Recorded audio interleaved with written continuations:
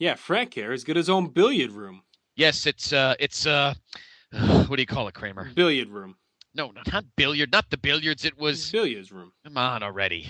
Come on, we call it the place to be. The place to be. Yes, the place to be. Then I shall be there. Now, it's time. Live and in living color. The Grandy Man can. Time to play the game. Well, you always left me satisfied and smiling, so. That's what she said. Why do I want this? I want to make bank, bro. I want to get ass. I want to drive a Range Rover. Ladies and gentlemen, boys and girls, children of all ages, it is now time for the Place to Be Podcast. And now your hosts, Justin Rosero and Scott Criscolo. Very nice, Mr. Criscolo. Sound selector, activate your transistor. Transmit the audio waves to your system. Subsonic mega bass drum be kicking. Na na na na, na na na na. Ghetto blaster blasting on your block, pumping out megahertz. Megawatts. You could get electric shock from my floor. Bitches on my dick, they on my dildo. Do re mi fa. Place to Be Nation, welcome back to another great episode of the one and only Place to Be Podcast. I am your co-host, Justin Rosero, and it is once again time to delve deep back into our vintage vault. And to do that, as always, I need to bring in my PIC, Scott Criscolo. Scott, how you doing? JR, always a pleasure, sir. Happy Easter weekend to all of you, to all of our Christian friends, and to all of our Jewish friends. Happy Passover. It's sundown Friday as we are talking now, so obviously you enjoyed or are enjoying your Seder meal. But yes, indeed, this evening for episode 119 of the Place to Be Podcast. It is special. We're so busy with a lot of stuff going on this end of winter, beginning of spring that I feel like when we do a vault, it's like extra special because we don't do them. We haven't been able to do them as often as we had been. So it is nice to delve into the big cell, to the big silver box. Yes, and I'm fighting off precious hours of sleep to deliver this yes content for you, Place to Be Nation. So yes. So we will. We're going to try and be not quick, but we'll be nice and expeditious this evening. For tonight, it's time. Hey, what is going on here? Oh, I didn't know you were in there. Actually, you're always in there. What do I think you're not always in there? Tonight, on the Place to Be Podcast, a new year dawns. You've been warned. Tonight contains material of a graphic nature. Viewer discretion is advised. Some measure a champion by size, or the strength exuded by muscle and bone. Others are gauged by speed, lauded for courage, or known for their gift to enthrall. In the World Wrestling Federation, the reigning champion is defined by heart. Bret the Hitman Hart, a living legend who has conquered adversity. A man who continues to overcome seemingly insurmountable odds. But tonight, the Hitman must face the challenge of a man who is no mere mortal. A force whose powers are mythical. A phenom whose heart at times can be cold. Razor Ramon, the four-time Intercontinental Champion, displays the heart and ferocity of a lion as well. But tonight, he faces a most peculiar foe in the bizarre Goldust, a man whose fascination with machismo seemingly weighs more on his heart than the desire for the gold around Razor's waist. And tonight, in the over-the-top rope Royal Rumble match, 30 WWF superstars will attempt to prove that they too possess the heart of a champion. In this battle of elimination, the sole survivor could be the returning hero, the former WWF champion, the new force invading the Federation, or any number of mighty superstars who will go to any lengths to win the guaranteed title shot and a chance to be called champion at WrestleMania. Tonight, the passion and heroics of these athletes will surely pen a new definition for champion. Well, if that doesn't get you all jacked up, I don't know what will. They just get better and better by the month with those intros. Of course, tonight, here on the Vintage Vault on the Place to Be podcast, we give you the 1996 Royal Rumble. And, of course, I had the great Sunny intro, which they would do throughout early 96. Yeah, I was actually surprised. I didn't think they started doing that till the end of 96 into 97 when the product started to kind of turn a bit. But I guess they did it earlier than that. Interesting. I don't remember that. Yeah, this is the beginning of Sunny's being more than just old school valet. She begins to use her sex appeal and feminine wiles a little bit more around this time. Nothing beats a little feminine wiles from Sunny. I'm excited, JR. You and I have been looking forward to this calendar year for quite some time. Yeah, I was actually talking to our man Grant Owens today extensively about 1996. We had a little chat this afternoon, and it's such an important year in wrestling history, especially WWF, and I want to track that as we go. There's so many new names pop up, and Vince really purges a lot of the flotsam, as some may say, out of the Federation. There's guys that had just been stale and just kind of clogging up his mid-card and even the main event scene. And a lot of that's just kind of jettisoned over these next few weeks, and he starts bringing in a lot of cast-offs from WCW, guys that were pushed out when Hogan and his cronies took over. And he starts to use those guys to infuse his, upper mid card, and then he pushes guys that had been in his mid card up to the main event. So the whole card is kind of freshened up now, and a lot of changes. And also one of the overall changes in tone of the promotion is more of an athletic style, more of like a legit sports style, and it's something they had not really done before. Right. And we see it started in late '95, and I don't know if you can thank Bill Watts or just the direction they had to go to compete, and you'll see that here. I feel like even starting with this show, they just seem to do more of a sports build for a lot of these matches. We talked that a little bit with Brent Diesel's Survivor Series, but I don't know if you ever got that same feeling. That even in that opening promo we heard, it was very focused on athleticism and stuff like that, more than just storylines. Well, I wouldn't think Bill Watts. I would think.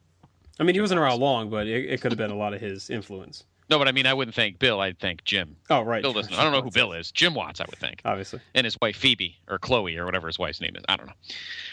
Yeah, I concur, because obviously, for the first, the way we usually do it here on the Place B podcast, we obviously start the pay-per-view era in 1985. And definitely for the first 10 years, the main events were mostly loaded with big, jacked up, big monster heels and monster baby faces, Hogan-sized guys, and those kind of guys who were just big, and the athletic guys were relegated to the mid card and the Intercontinental title feuds and stuff. But you're right. Starting with this show and really going through for the next few years, they definitely take another, a different turn for the way the product. And I think finally Vince is starting to listen to people who are saying, "Look, you're getting really dated now." And I think it's pretty clear. We even saw that the last 3 or 4 pay-per-views of '95, that just everything looks so dated. Right, and the thing too at '96 is, there's still some vestiges of the old school. Like he'll still have some gimmick guys, but as we see, most of those guys are basically fodder. Right.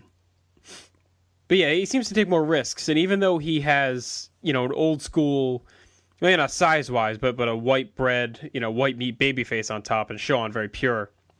He the style in the ring becomes more hard-hitting and a little stiffer and a little more focused. And actually, I think I was reading somewhere recently that Jim Ross had a hand in booking at this point, too, so he could have played a role in this as well. But it just seemed more legit. The matches seemed a little bit more hard-hitting, a little more realistic. Right. And that's a trend throughout '96 that they focus on, the more smash mouth kind of wrestling. Yes, exactly. So why don't we delve right in? January 20th. What? Just getting started. I know you're sitting at the table chomping the bit. Give me a minute. January 21st, 1996. Live from the Selland Arena in Fresno, California. Begins the trend of the aforementioned VKM, starting to put the Rumble in some warm weather places. Yes. Nothing against, of course, your beloved Providence, but do you remember it being cold that night? I'm sure it was. Probably was. No, I don't know. I would think so. I remember a lot of things, but unless I was out in the weather, I mean, I was obviously home watching the show, so I don't really remember the weather. No, I'm talking about when you were at the Rumble in '94. Oh, yeah, it was cold that night. Yeah. Yeah, so he was probably like, screw this. Although he does, as we go through time, he does go to some cold weather locales for Rumbles. Not often though. Selland Arena. Selland Arena, would eventually be called the Save Mart Arena. Attendance 9,600. Now I don't know the. I'll have to check. Let me check our man Graham Cawthon. Is that the capacity? It says sellout. Wow, that place wasn't very big, huh? Interesting. It's Fresno, I guess. I don't know. Nate Grant Owens can check in on us. He's our all things California correspondent, or Todd Weber. Yeah, exactly. Your announcers, of course, the aforementioned at the play-by-play table, Vincent Kennedy McMahon, and surprisingly, probably because the normal color guy was actually on the pay-per-view. Yes. A pleasant surprise sitting in the color seat. The always awesome Mr. Perfect. And I think he actually adds a lot to the show. I really like him here, and we'll talk about it throughout. And he was another reason that we started to get more of that legitimate feel. Not only adding Jim Ross to a lot of the broadcasts now, but also including Mr. Perfect, who brought more of that legitimate sports back on. Lawler was there a lot for comedic relief, even though he was still pretty good in '96. But Perfect really added more. I'm not going to put him on Jesse's level, but he was more on that vein of a Jesse Ventura more than... If you look at the lineage of color guys, Bobby Heenan to me is the godfather of comedy guys like Lawler and stuff like that. And then you have, Jesse's kind of the lineage where Mr. Perfect would fall into. Yes, and it fits because you're dealing with former wrestlers, guys who have the insight that a Bobby or maybe not Lawler, but a Bobby or somebody else may not have, but in a different perspective.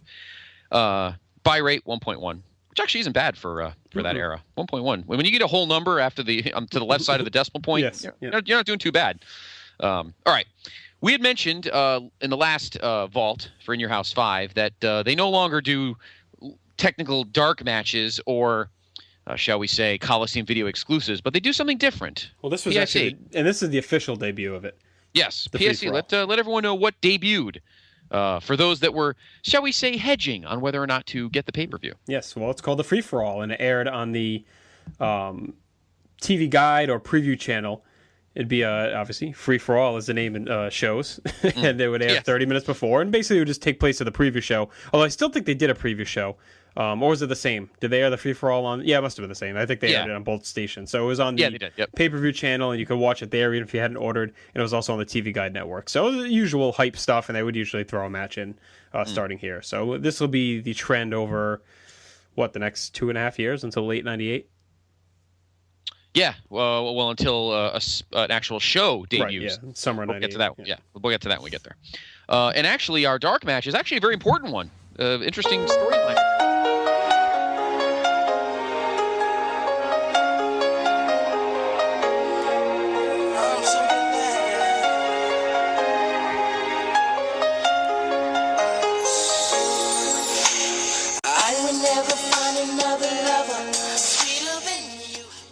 Now, of course, I'm totally offended that he was stuck here.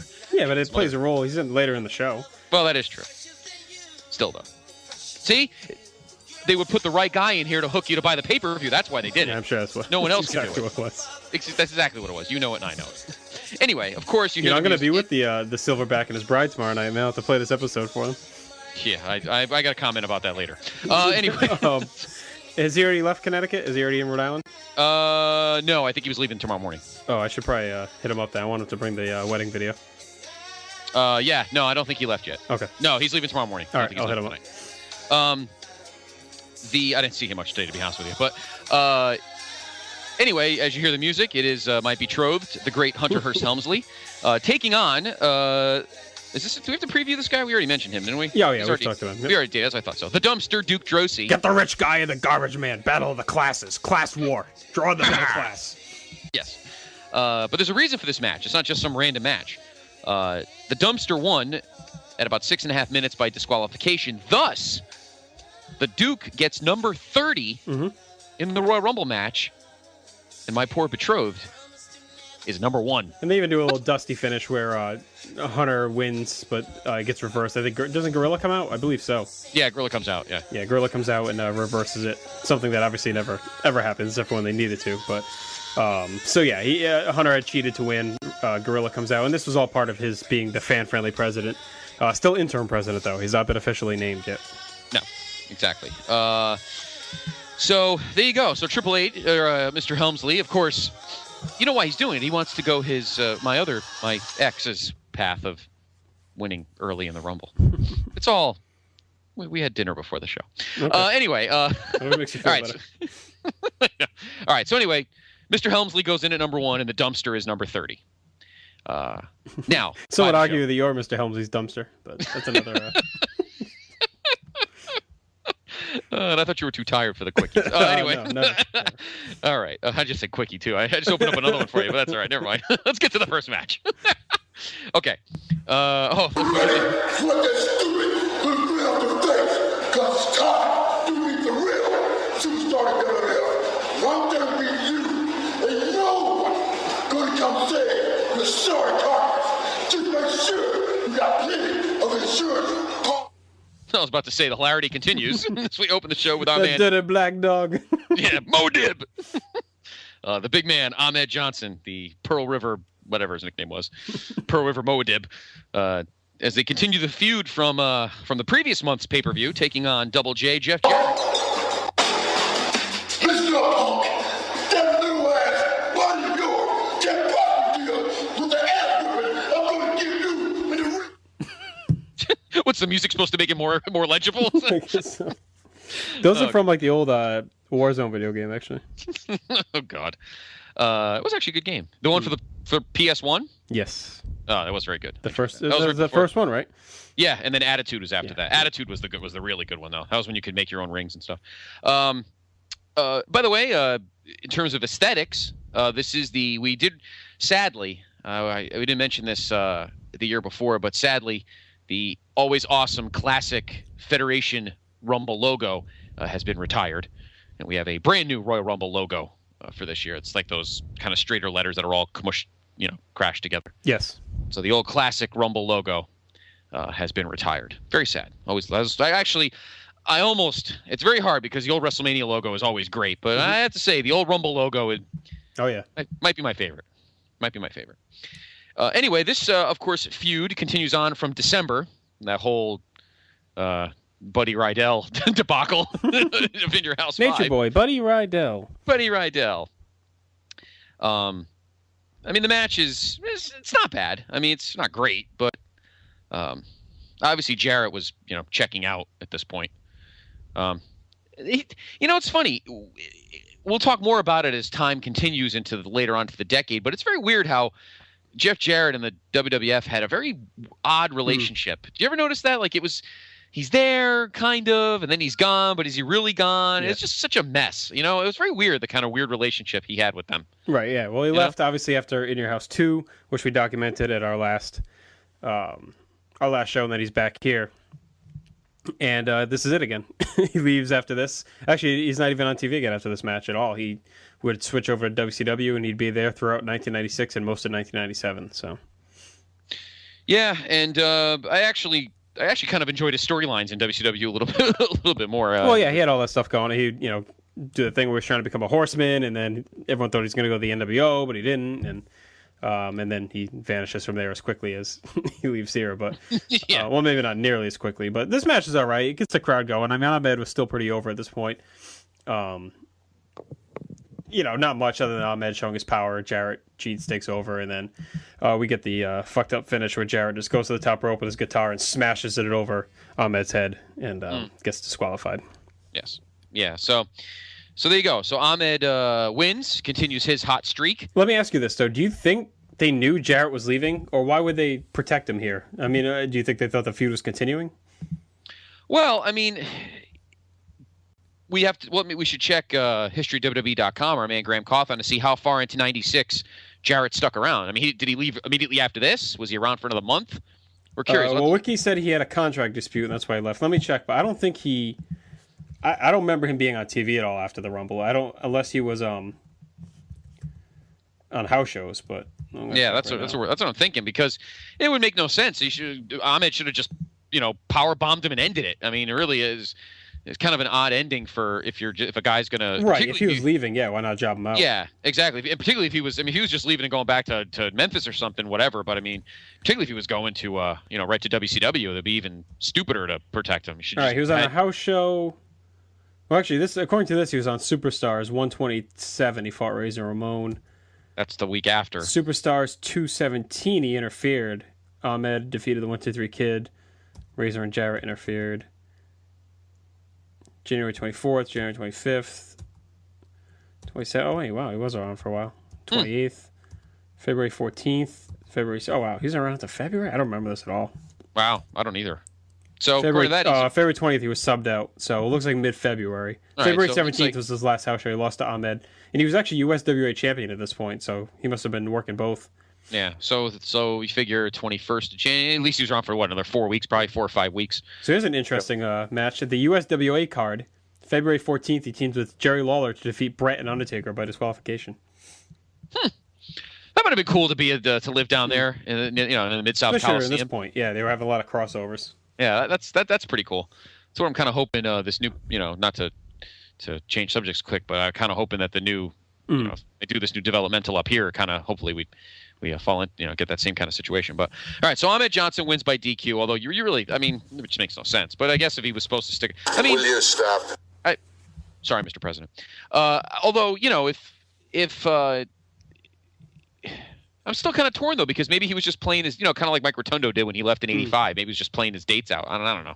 Well, no, this says he had a contract dispute, so I'm sure he had more time left. I don't think it was a deal where he was just running out the string. I'm guessing they had some plans. Because looking at those house show results and even those Superstars appearances, it looks like he was actually setting up for almost like a rehash with Razor a little bit, too. So I don't know where they're headed with him, but I honestly don't remember him being around past this, so it was beyond my massive scope of wrestling memory. Yeah, it's very, very weird that Ahmed would just Pearl River plunge him and get it over with. So, all right, so Ahmed wins the opener, continues to stay red hot. Moadib. Right, and decent enough. I mean, it wasn't bad by any means. It just wasn't too much to it. Exactly. All right, next up, to number 2 on the card, we have our first title match of the evening, as the World Wrestling Federation Tag Team Championships are on the line. When your champions, Bart, it was 2 years before, Bart and Billy Gunn, the Smoking Guns, take on actually a debut team for us. We haven't talked about these guys yet. Well, we talked about one of them, but not about his partner. Our man Skip, Chris Candido, the Body Donna, has a partner, and they are the Body Donnas. His partner is Zip. Zip, yes. During a match with Rad Radford on 1/6 Superstars, a new wrestler debuted to help Skip pick up his win. And the wrestler looked just like Skip's twin brother. He had the same trunks, same dyed blonde haircut. Sonny let us know that his name was Zip, and they made their official tag team debut on 120, defeated Chaz Warrington and Glenn Ruth. Zip was portrayed by veteran wrestler and former Heavenly Body, Dr. Tom Pritchard. Yes. Another guy who always had a gig, huh? Mm-hmm. Always a guy who had a job. He's a good wrestler, too. Yeah, as a team, I was always torn on the Body Donnas, because as a team in the ring and skill-wise, they were really good. Yes, they were.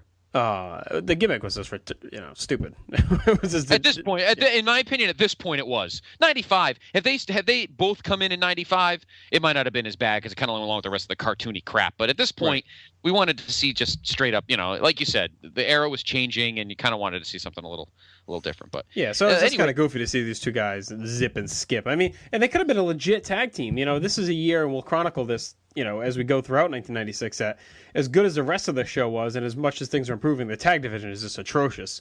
And if these guys would look a little bit more legitimate and were Chris Candido and Tom Pritchard and, had a better look to them, I think they'd be remembered more fondly than what they become. But as is. I mean, this match here, they're pretty good challengers. And I remember thinking at the time that they had a very good chance of winning the titles. Well, I would think so. I mean, they were right now. The tag team division was kind of in flux a little bit. There weren't exactly it's kind of a dearth of legitimate, tag teams. So really, they're pretty necessary, and they get the shot here. And it wasn't a bad match. It was pretty good. They had 4 good workers. Bart and Billy were kind of in their prime right here as a team. And this is also the debut of Sunny's skirt. Oh, before this, she had the little bike shorts on. Yeah, she did. She had the little Shawn Michaels referee shorts.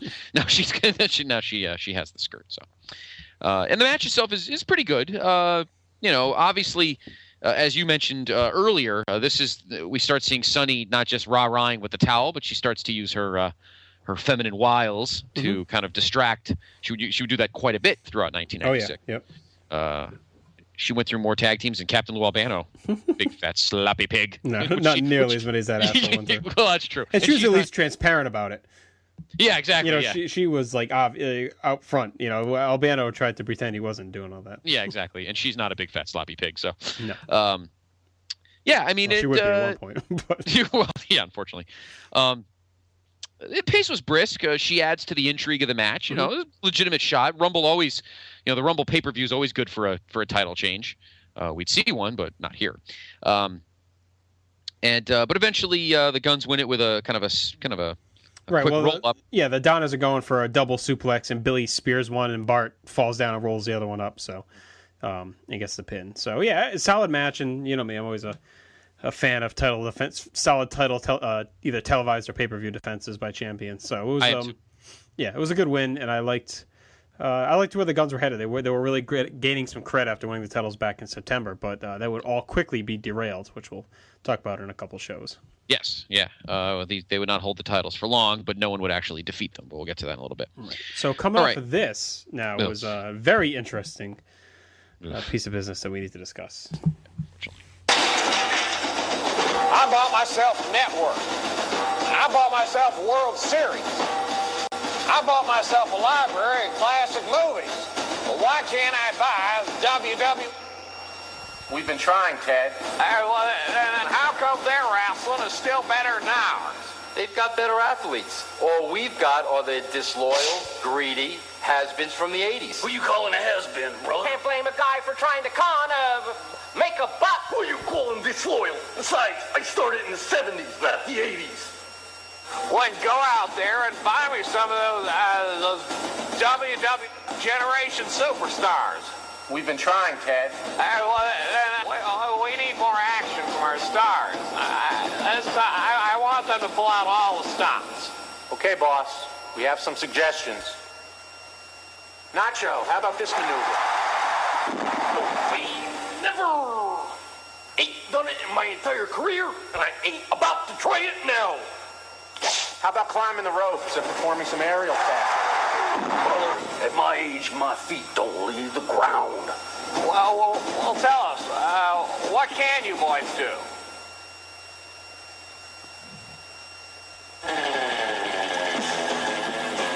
You can't teach old dogs new tricks. The new WW Generation. On top of the hill, not over it. Huckster, what if we called you the boy toy? Yeah. That's good. All right, so on January 1st was a very interesting Raw. So the Raw Bowl tag match where they had 4 teams competing. They had the mat, dressed up like a football field. They all had jerseys on. It was actually a pretty cool little concept they did. But also on that episode was the debut of Billionaire Ted's Wrestling War Room. And as 1996 dawned and Nitro had been on the air for a few months, and Eric Bischoff kept taking his pot shots at Vince and the WWF, giving away their match results and crapping on the show, he decided to start firing back. But instead of doing so, but just improving his product, he went the low road, as Vince is often want to do, and he started doing these skits where Ted Turner, Hulk Hogan, known as the Huckster, Randy Savage, known as the Nacho Man, and a Scheme Gene, and a bunch of other yes men sitting around a table. One of them actually portrayed by a writer at the time, Vince Russo. So what they did basically was what you heard right there. They mocked WCW for stealing the old WWF talent, running with guys on top that were old hat. Ironic because of what would happen, of course, years later. But this, it was a weird attack. And I remember at the time thinking it was funny for the first few. And, they were hokey, but they actually would get pretty mean-spirited by the end when they start attacking like Ted Turner's personal life and, requesting that the FCC break up his monopoly and all this crazy shit and claiming predatory business practices and just weird stuff. And, not many people felt bad for Vince because it was a lot of the things he had done like back in the early 80s to the territories. So there weren't too many people upset that this was happening to him. So it was almost, it seemed a little boy cried. No, I don't want to say boy cried wolf, but I don't know. Just there weren't many people like rushing to defend him. Basically, is what I'm trying to say. So, I'll tell you, there's 2 reasons why. Number one, I had never thought these were funny from the outset, but no? I thought that. I thought the first couple. I thought that was the first one. I think I liked the Savage line. I actually started in the 70s. Like that was kind of funny. And I guess I was still kind of fans of those guys. I don't know. I think that. Oh yeah, I mean, it didn't sway me at all. I wasn't like, yeah, that's right. But I just was. Yeah. It was phony fun was at the table. That's different. But anyway, I think that I think the problem was the product was growing for Vince. He was starting to turn the corner, and we talked about it. Instead of I think he was getting smarter guys in the office. But this was clearly one of those. He wouldn't listen to anybody. I'm sure more than one person said, Vince, this is a pretty stupid idea.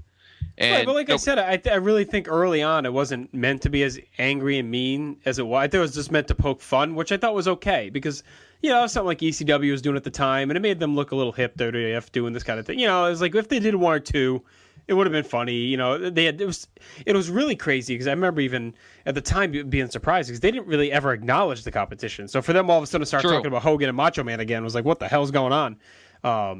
So, I mean, I thought it almost like signified like, okay, we're finally ready to fight back.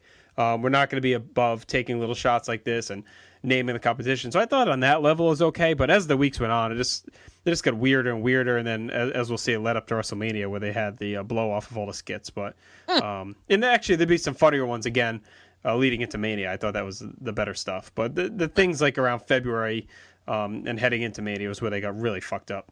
So. Right. Yeah, they did. And I don't think they served much purpose. I don't think it worked on any level. No, I don't think so either. And to be honest with you, in terms of competition, what's funny is that we were still in a phase where, there was competition, but it wasn't at that Monday Night War level yet. I don't know. I disagree. I definitely think it was because first off, they went head to head with them. And Bischoff was already giving away. I mean, he was giving away results from the start, taking shots at their product. And don't forget, Medusa now had already happened.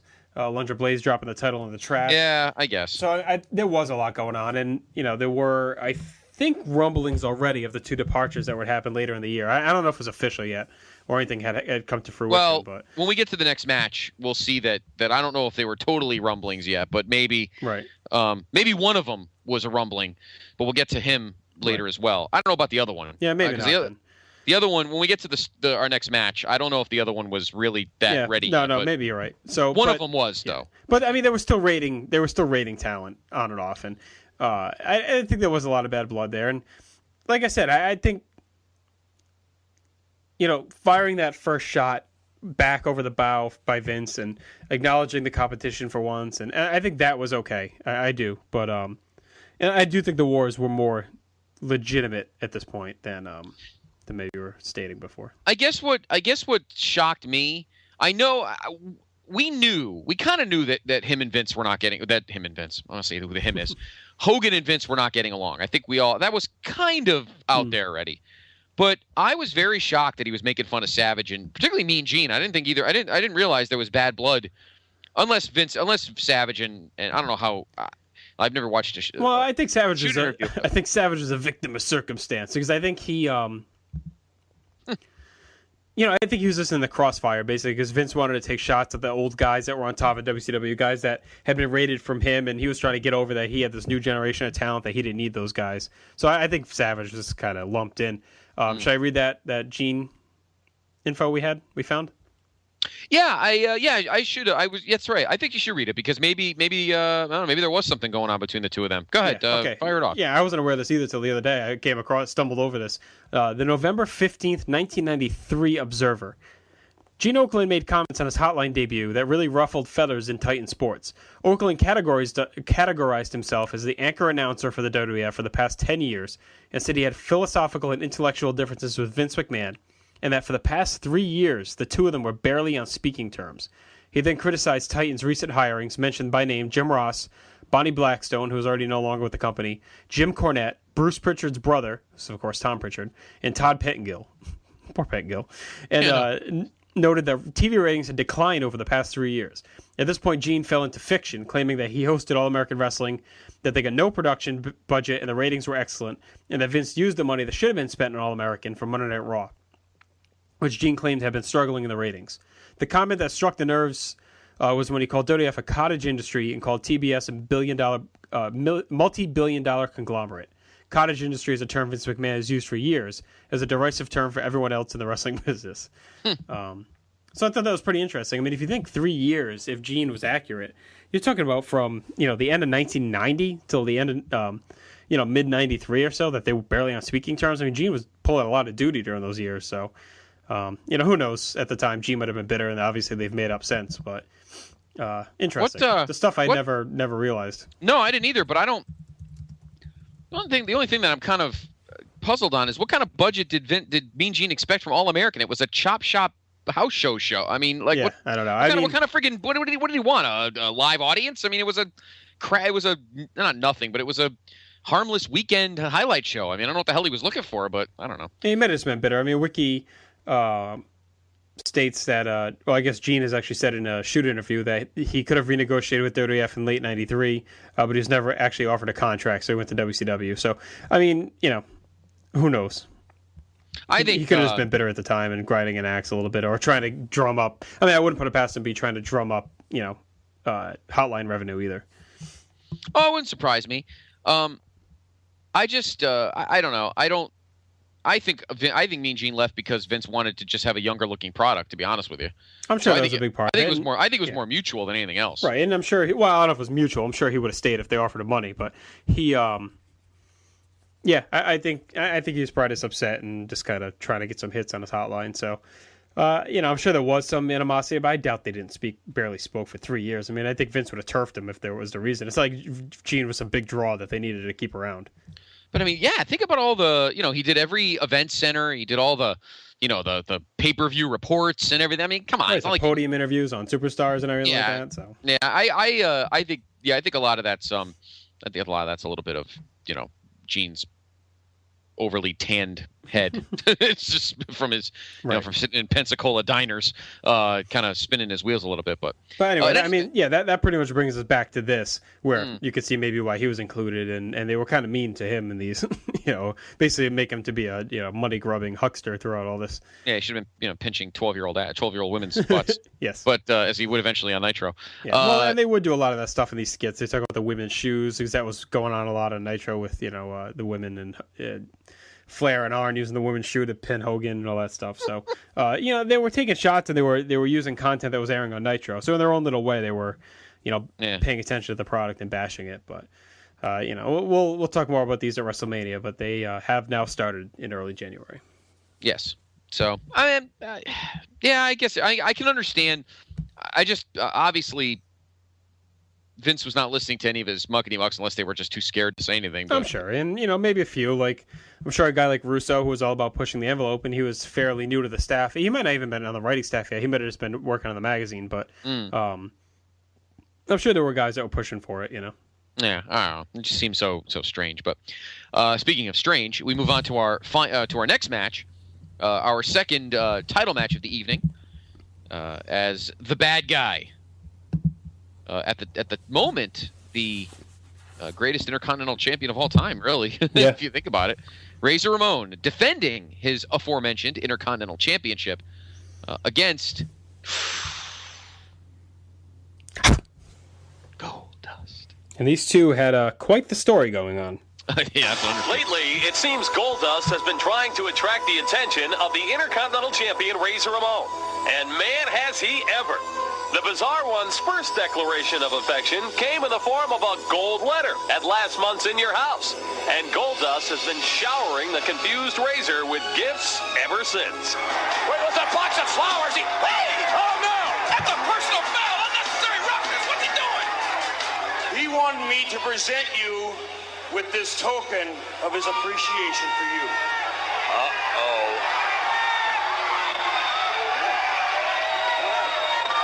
This is for you. Hey, wait a minute. Hold on. Looks up into a centerfold of sorts of Goldust. And that usher better take off.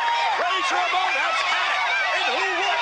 Obviously, the gifts have begun to get on the bad guy's nerves, raising the question, what are Goldust's intentions?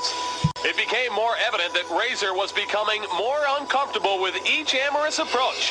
We began to wonder, is Goldust after the Intercontinental Champion, or is the object of his desire the Intercontinental Belt? Goldust's lips are anything but sealed, and the bad guy has gotten the message loud and clear. After the androgynous one unveiled the tattoo of his Latin lover's name last weekend on WWF Superstars, Razor absolutely snapped. The mad guy showed up unannounced at Monday Night Raw and delivered a message of his own.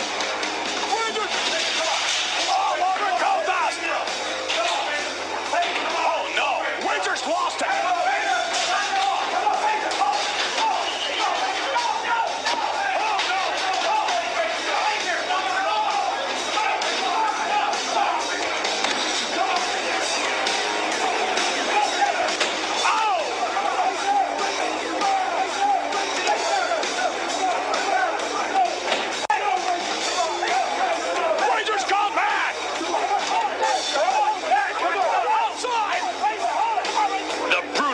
Stopped only when Goldust escaped. One thing is clear, Razor Ramon has had enough of Goldust's uninvited advances. Tonight, has Goldust played his greatest role, using Razor's... Okay. And that brawl, if you'd ever seen it out there in PTB Nation, was tremendous. Razor jumping Goldust in the back at Raw. Just beat the piss out of him up and down the hallway and then whips him through the door. And it was a really stiff attack. And this is where we're already talking about a lot of the hard-hitting action. And it was interesting to see a guy like Goldust, who'd be portrayed as a priss all this time, really getting into like this, stiff, nasty brawl. The only thing about that promo that gave me the creeps is, did Todd really say that the tattoo was of his Latin lover? Yes, that was a bit much. Did he really say that? No wonder Razor snapped. I would have. Jeez. Now, good feud though. Oh, great feud. Very entertaining. Unfortunately, not everybody was totally thrilled about it. We have a debut on this evening, and there was a reason why we had that debut. Why don't you let everyone know what that debut is? Well, the debut would be Goldust's new valet, portrayed by his real-life wife, Terry Runnels. Her name is Marlena, although we don't find that out here. She's just known as the director. All this time it was obviously implied that Goldust was homosexual. Vince was getting some pressure from GLAAD and some parents, and he wanted to keep the edgy Goldust character, but he figured maybe if he threw a woman into the mix, he would get those, from breathing down his back to back off a little bit. So he has Marlena accompany Goldust here, and it's clear that they're portraying him as more of a guy just using fucked up mind games than someone who's actually, interested in any kind of relationship with the Razor Ramon. So yes. From here on out, Marlena would accompany Goldust over the next couple of years. So, right now, before we start the match, we should clarify too. She was the former Alexandra Wright in WCW. Yes, she was head of the York Foundation. Alexandra York, not Wright. Alexandra York, yeah, she was head of the York Foundation. She was the one that was with the glasses, that walked around with the laptop and all that. Yep. Okay. Before we get to the match, I'll read this next piece for us. We were talking about this storyline and all of this, and this coincides with our topic a moment ago. This is a part of an interview that Scott Hall, a.k.a. Razor, did with the Torch's Wade Keller about this angle. This is all quoted from Razor himself. Quote, "Actually, when Vince pitched the Goldust angle to me, he was real conservative back then. They had a violence code, no chairs on TV, you couldn't say ass, you couldn't flip a guy off, yet. You couldn't do any of that shit. Then all of a sudden he calls me into a meeting and he wants to do this homosexual angle. You got to remember, this is a long time ago. Remember, this is, late 1995. The way the business goes now, I, Scott Hall, should have just gone ahead with it, right? Plus, see, I had been around 3 or 4 years now. I had a little bit of stroke. I remember looking at Vince and going, so let me get this straight. We're doing a gay angle. He goes, I don't get it, Scott Hall. Plus, the heat was on 1-2-3 Kid. Kid and Sid had just fucked him out of the title. They wanted to work with, and then they wanted him to work with Goldust.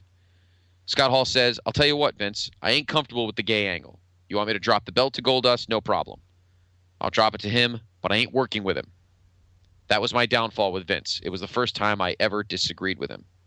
Unquote. That's why I said to you earlier that I don't know if he was on the shithouse yet up until this point.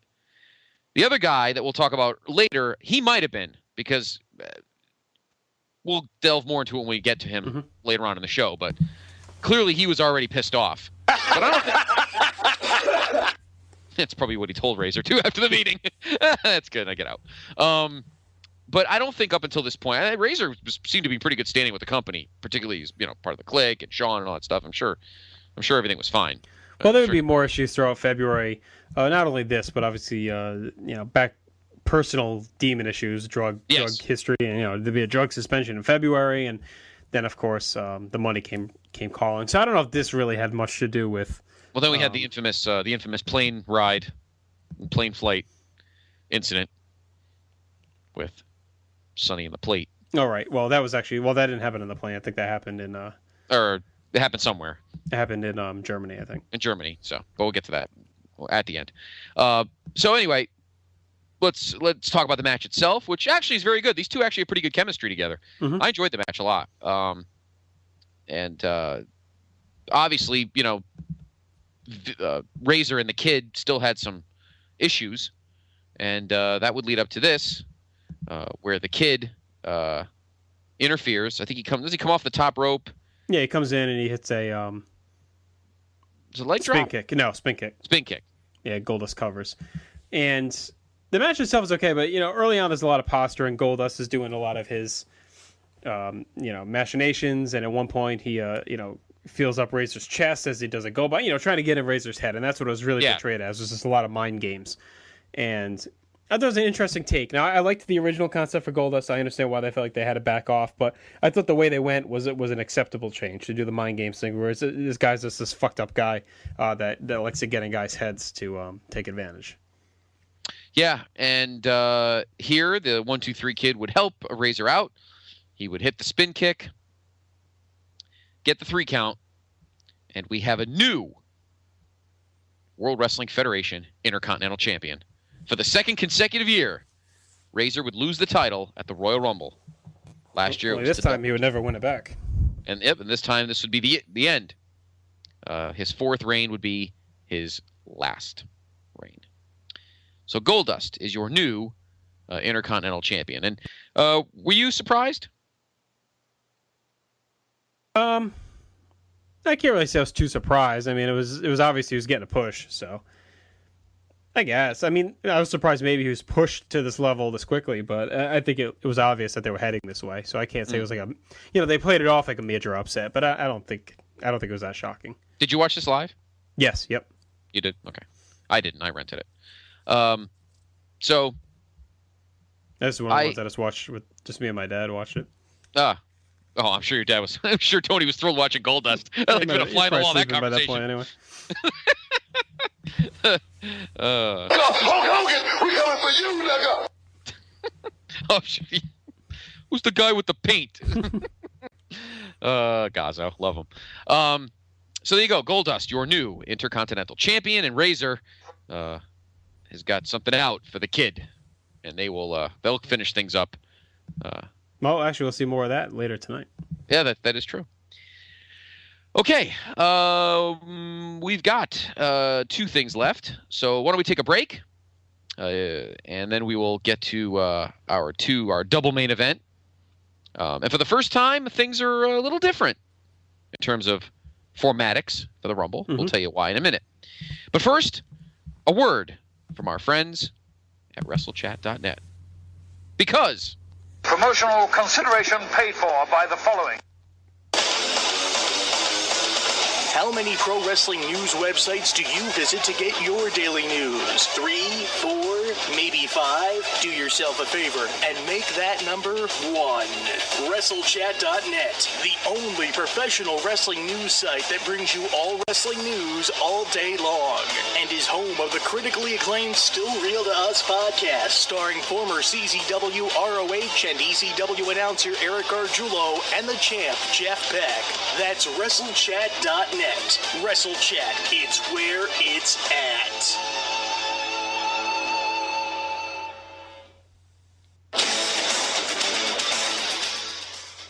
WrestleChat.net is your home for everything pro wrestling.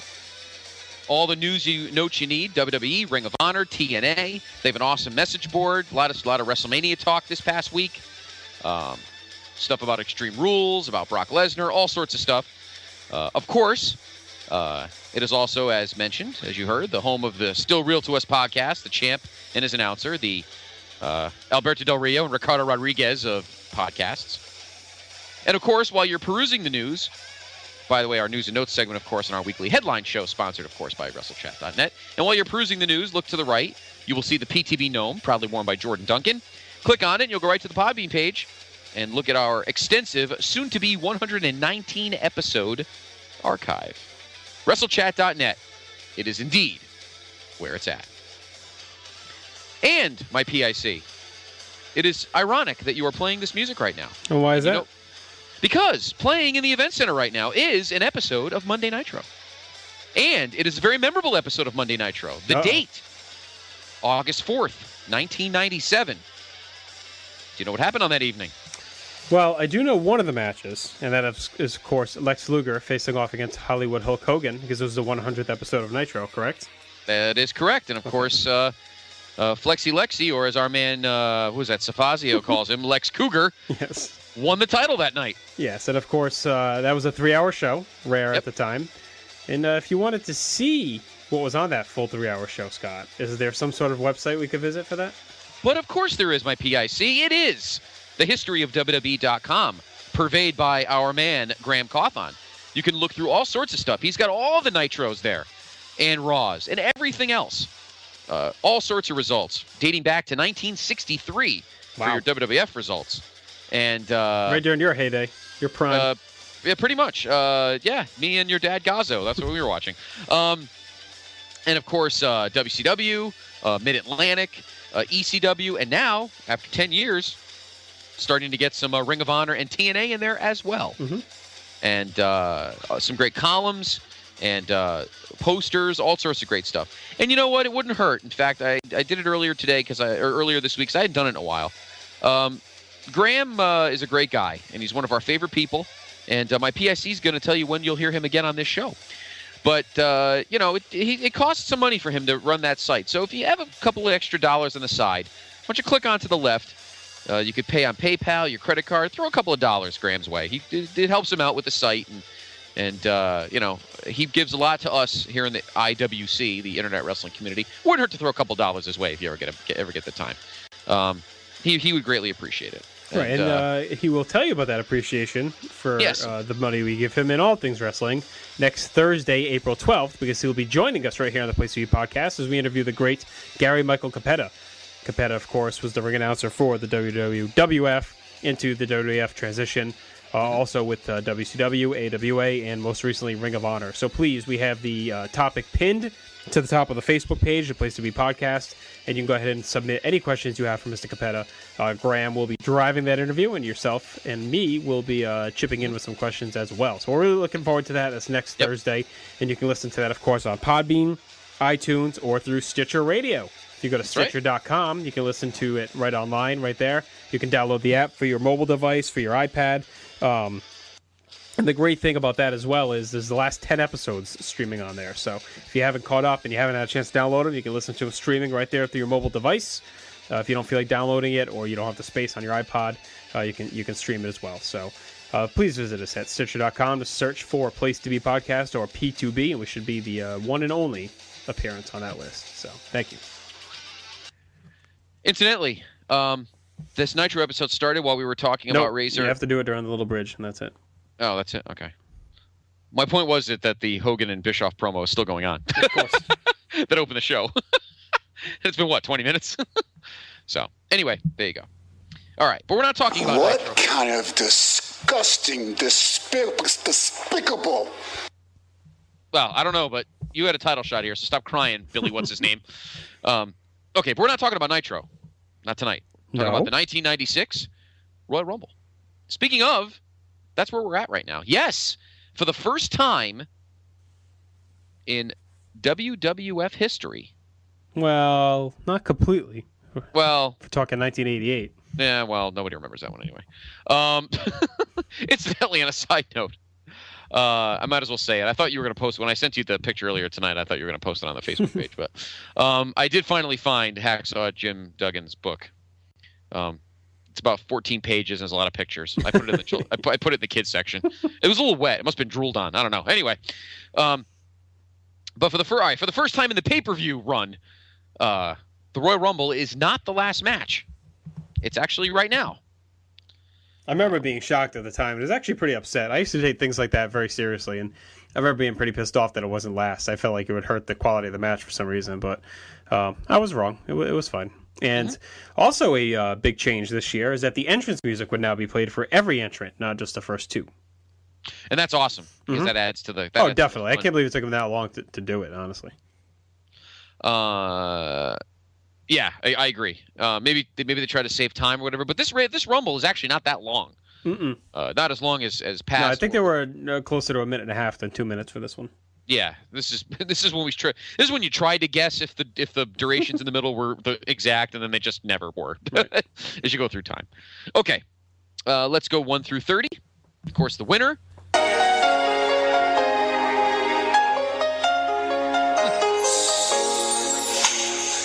will never find another lover sweeter than you, sweeter than you. Well, yeah, he won.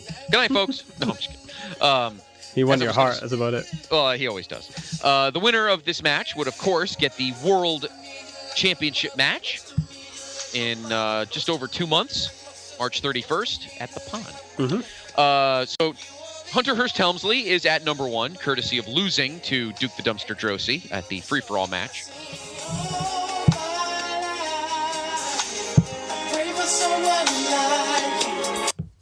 Okay, thank you. At number 2 is the guy that he lost to at the previous month's pay-per-view. No, he beat him. I always do that. The guy that he beat at the previous month's pay-per-view, but then almost gave him some kind of viral infection. A lot worse than the one you would have given him. Oh, see, you're not as tired as you think you are. Henry. That's autopilot, my friend. Henry Orpheus Godwin. Yes, very good. Very good. Thank you. See, I'm on the ball too. At number 2. Number 3, one of your favorites, who was not your partner at the Survivor Series. Young man.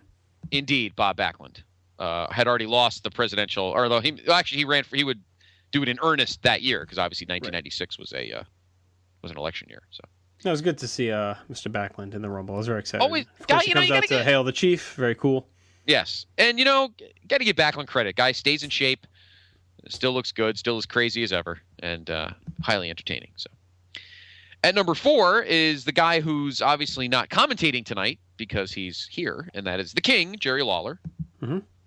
And he would come in and go for Henry Godwin's slop bucket in the corner, trying to get rid of it, and Henry would end up getting it and slopping Lawler, and the slop would go all over the place. So kind of messy. It was very messy. At number 5, another one of your favorites. Yeah. Sparky Plug, Bob Holly. And at number 6... his last appearance.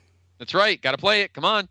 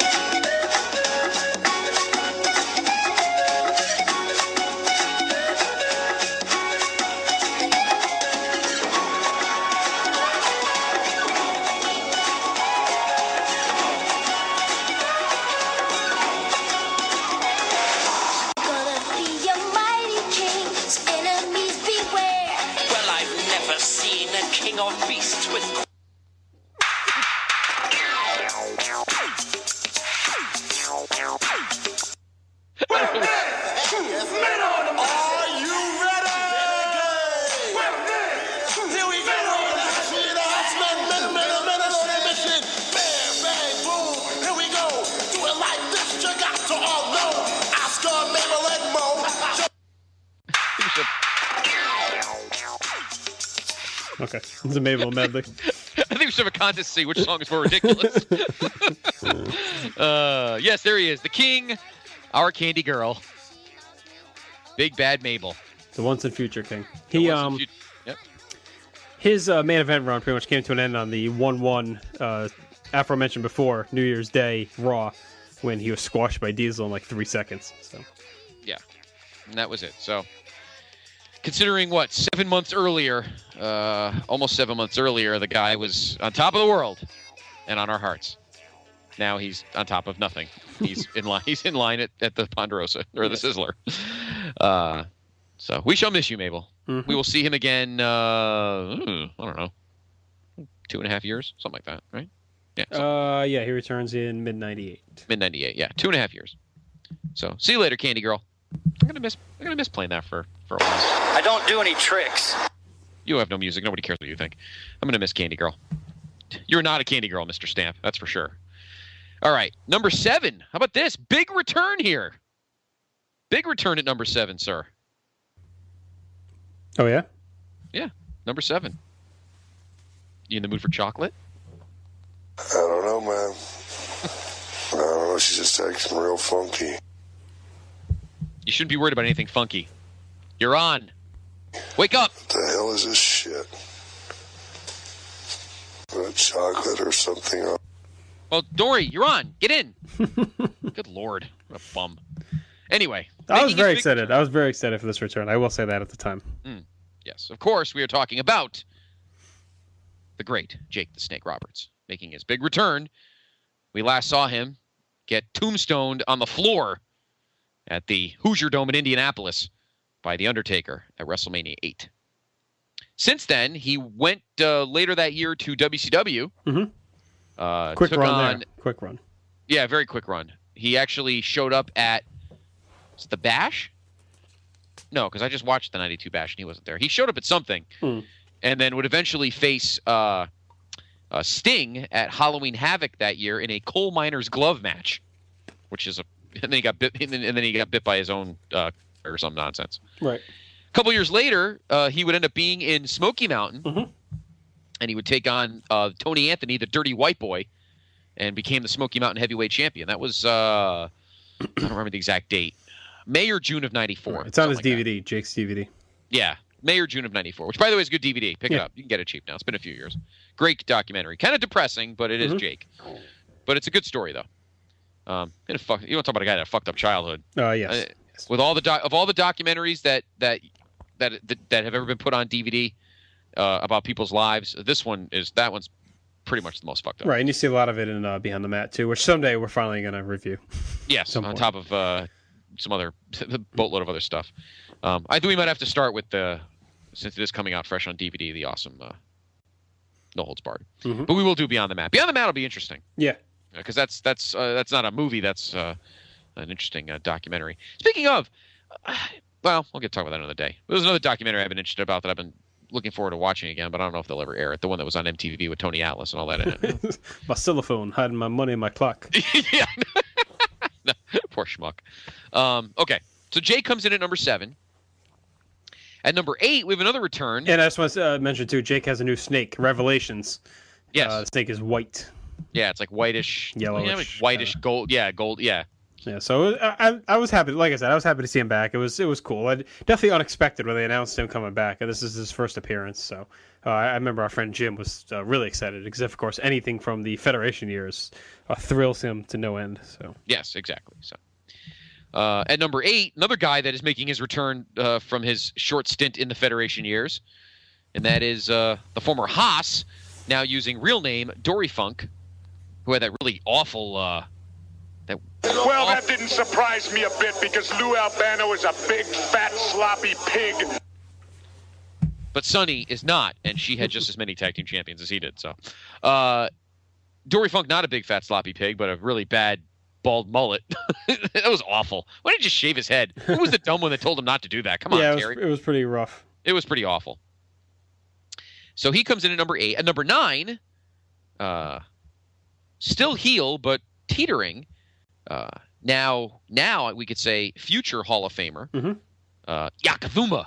Yes. Yokozuna, of course. Still a heel here. Still a heel. But as time progresses over the next few weeks, things start to kind of shift a little bit. We'll get more into that in the next vault. At number 10, he's still with Camp Cornette.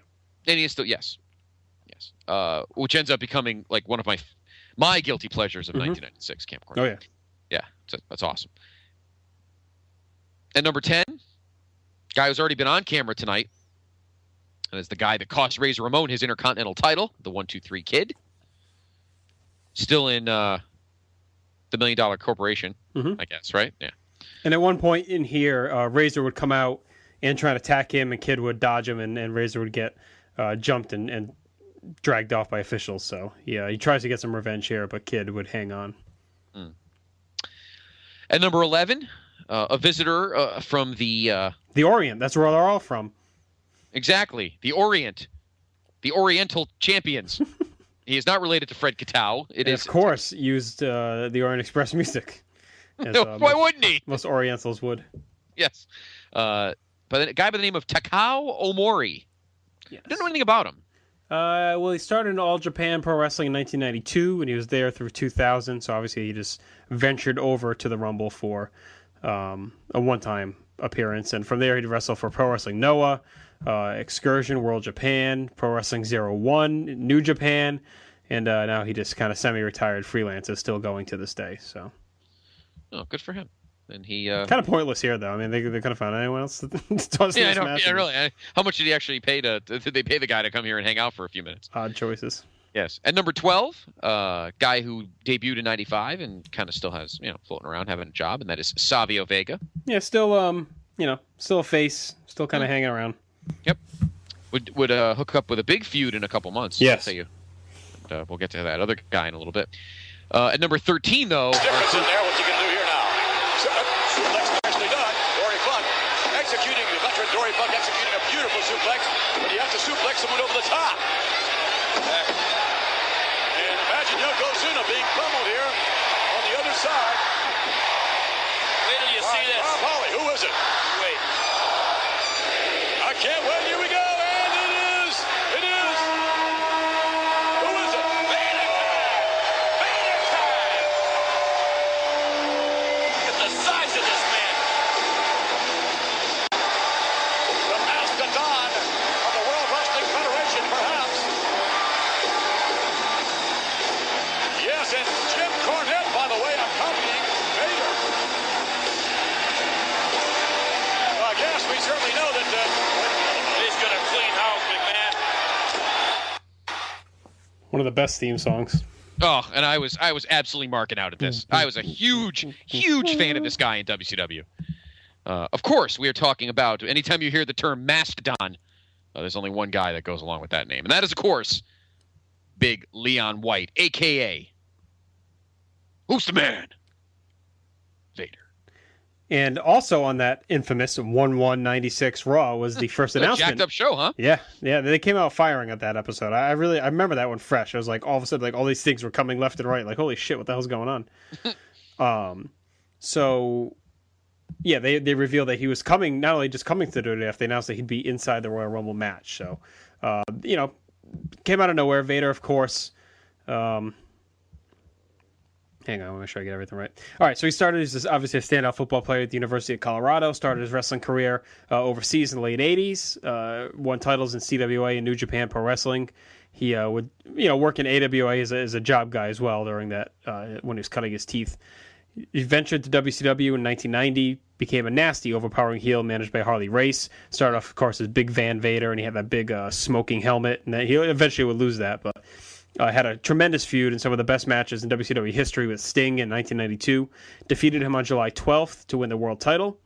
And he would battle both Sting and Ron Simmons for that title over the next year or two. Stark in 93, he lost the title to Ric Flair in a very infamous match where Flair's career was on the line. He then battled such foes as The Boss and Jim Duggan. And speaking of The Boss, you watched a couple of those matches recently, correct? I did. I was watching our old Desert Island draft, and you actually had on your draft list Vader versus The Boss from Spring Stampede 94. And in the event center earlier this week, I had Vader's win over Sting from the 92 Bash. So cool. Yeah. Awesome guy. He was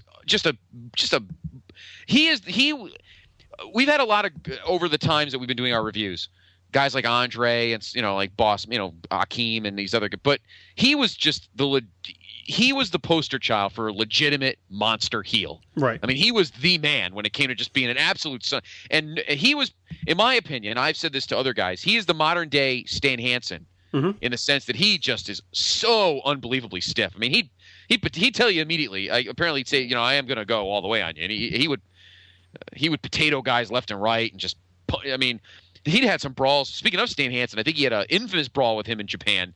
The two of them just pummeled the shit out of each other.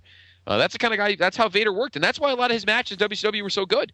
Right. Because he dealt with, I mean, you know, the master $2 steak is his manager, Harley Race. I mean, there's a guy you want to work with if you want to make your match look realistic. Mm-hmm. So I was all sorts of excited knowing he was coming to the WWF because that was the kind of guy Vince needed. He needed a legit, just powerhouse son of a bitch. I mean, it was perfect. Oh yeah, and he starts off on fire these first two matches. But just to finish off his bio, of course, he had that great feud with Cactus Jack with the infamous powerbomb where he knocked Jack Silly on the floor.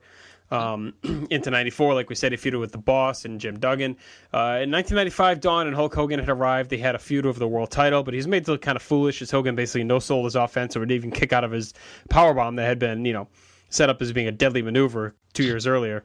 Yeah, he's shocked. So after that quick feud, he actually started to turn face as summer ended of 1995, and he was set to be on the Fall Brawl team with Hulk Hogan.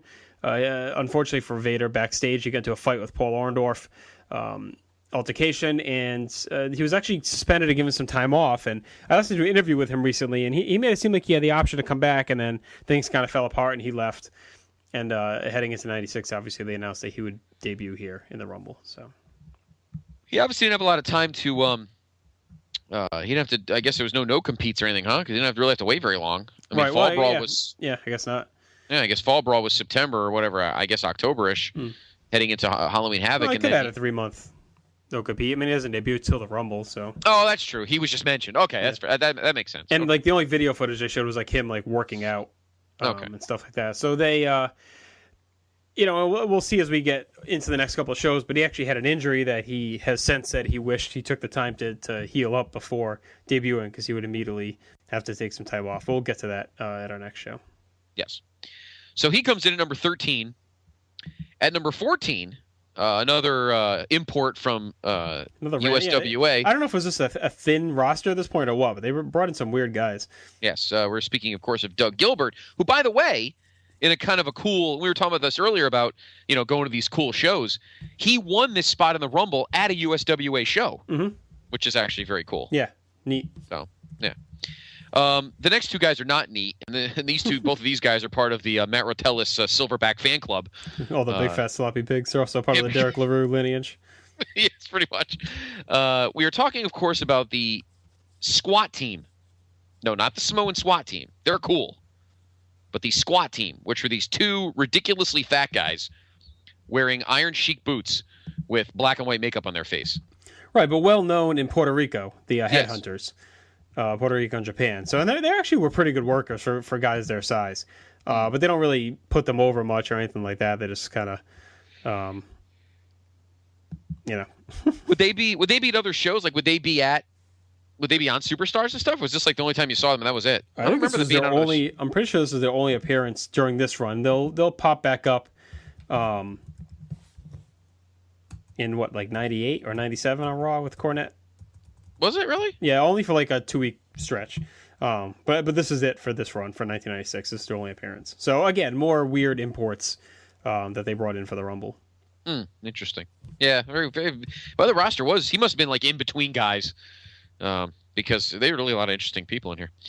Coming up at number 17. So they're 15 and 16, number 1 and number 2. The Santiago brothers. I guess they were related, I would think.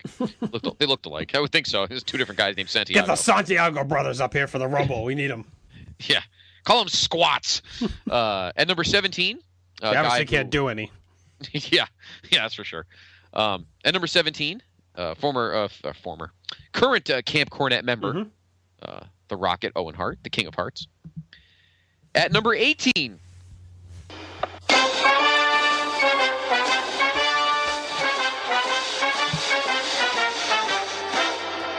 Hey, PTB Nation, it is now time for the Rob Houston Memorial Hacksaw Jim Duggan Update.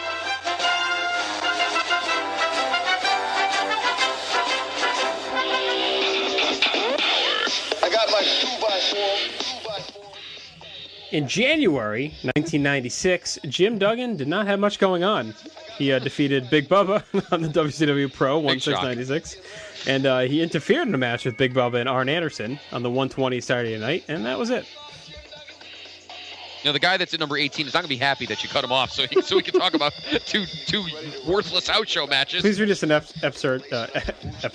excerpt from his book, please. Okay. So I was on the Jersey Turnpike, and I sold out the Iron Sheik and kept my job. Pretty much the whole book should be. Anyway, so there you go. Oh yeah, that's it. You're ending it. Okay. That's it. I don't care. I didn't open the thing up. I just looked at the cover, sent it to you, and put it in the kids section next to the I don't know, with some section with Barbie or something. I don't know. They look alike. So Ken and Duggan. So there you go.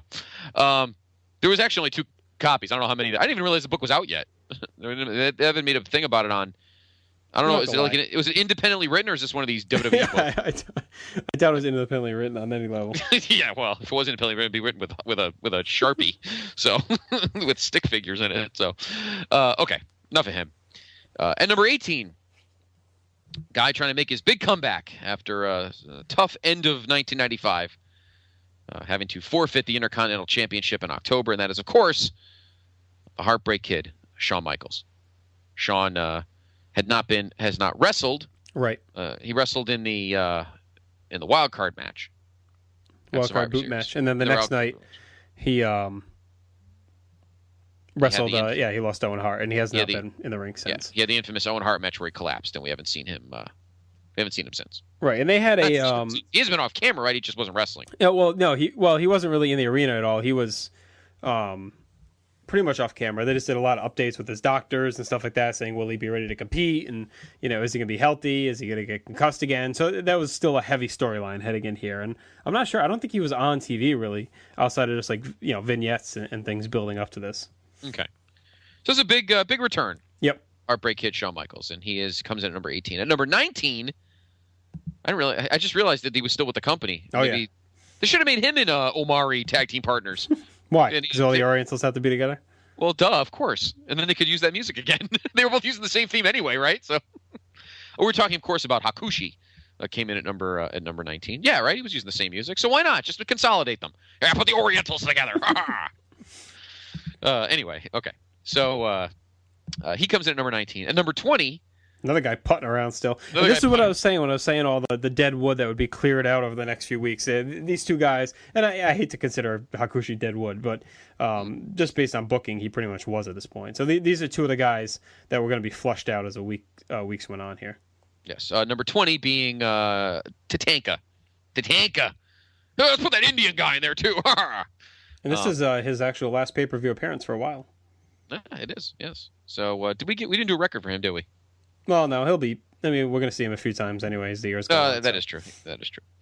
So he comes in at number 20. At number 21, is this a debut? I believe it is, right? So apparently, I wasn't really aware of this. After Tatanka left, he cited family and spiritual issues. And WCW apparently offered him a lucrative deal, but Chavez declined, continued to appear for independent promotions, which allowed him to wrestle while maintaining a lighter schedule. Wow. Wonder if he would have stayed an Indian. Wonder what Bischoff would have turned him into. God only knows. I don't want to know. I don't even want to fathom that. Hogan to make him something. I don't know. So, anyway, number 21. No, yes, 21. 21. We have a debut. We've seen him before, haven't we? Has he been on? Yeah, he was in last year's Rumble, wasn't he?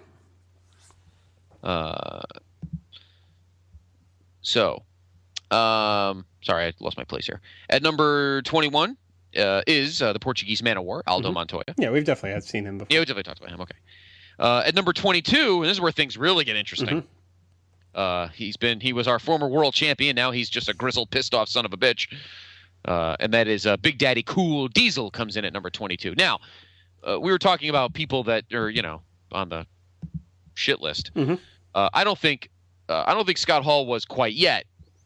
I bet you Kevin Nash, Big Daddy Cool, probably was at this point. I don't think so, though, because he gets a really good push over these next couple of months. So I don't think so. I disagree with you. Well, no, you're the one who said that there were a couple of guys that you said earlier that. I know, but then I backtracked. I said, well, probably not yet. Okay. Well, I thought you were talking about just Scott Hall, but yeah, probably not yet. So yeah, because he gets a pretty good push, and I've always liked this Rumble, and I think it's a good field of competitors. But when you really look at legitimate contenders, at this point left in the match, it's really him and Shawn were the clear, the two guys who you could see winning this. And I think it was fairly obvious, but I think Diesel still posed a threat. Now, we haven't really talked about many of the eliminations, but let's just backtrack quickly and talk about Vader.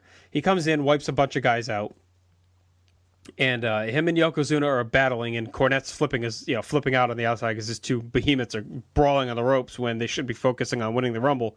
Shawn comes up and dumps both of them out. So Vader's kind of tossed, and he does so in a way where he's not really hurt or his heat's not affected at all because Shawn kind of hits him from behind. Vader comes back into the ring and press slams Shawn out to the floor. So adding a little bit more doubt into whether Shawn can continue on. So that's why I just wanted to take a minute and talk about Vader's elimination.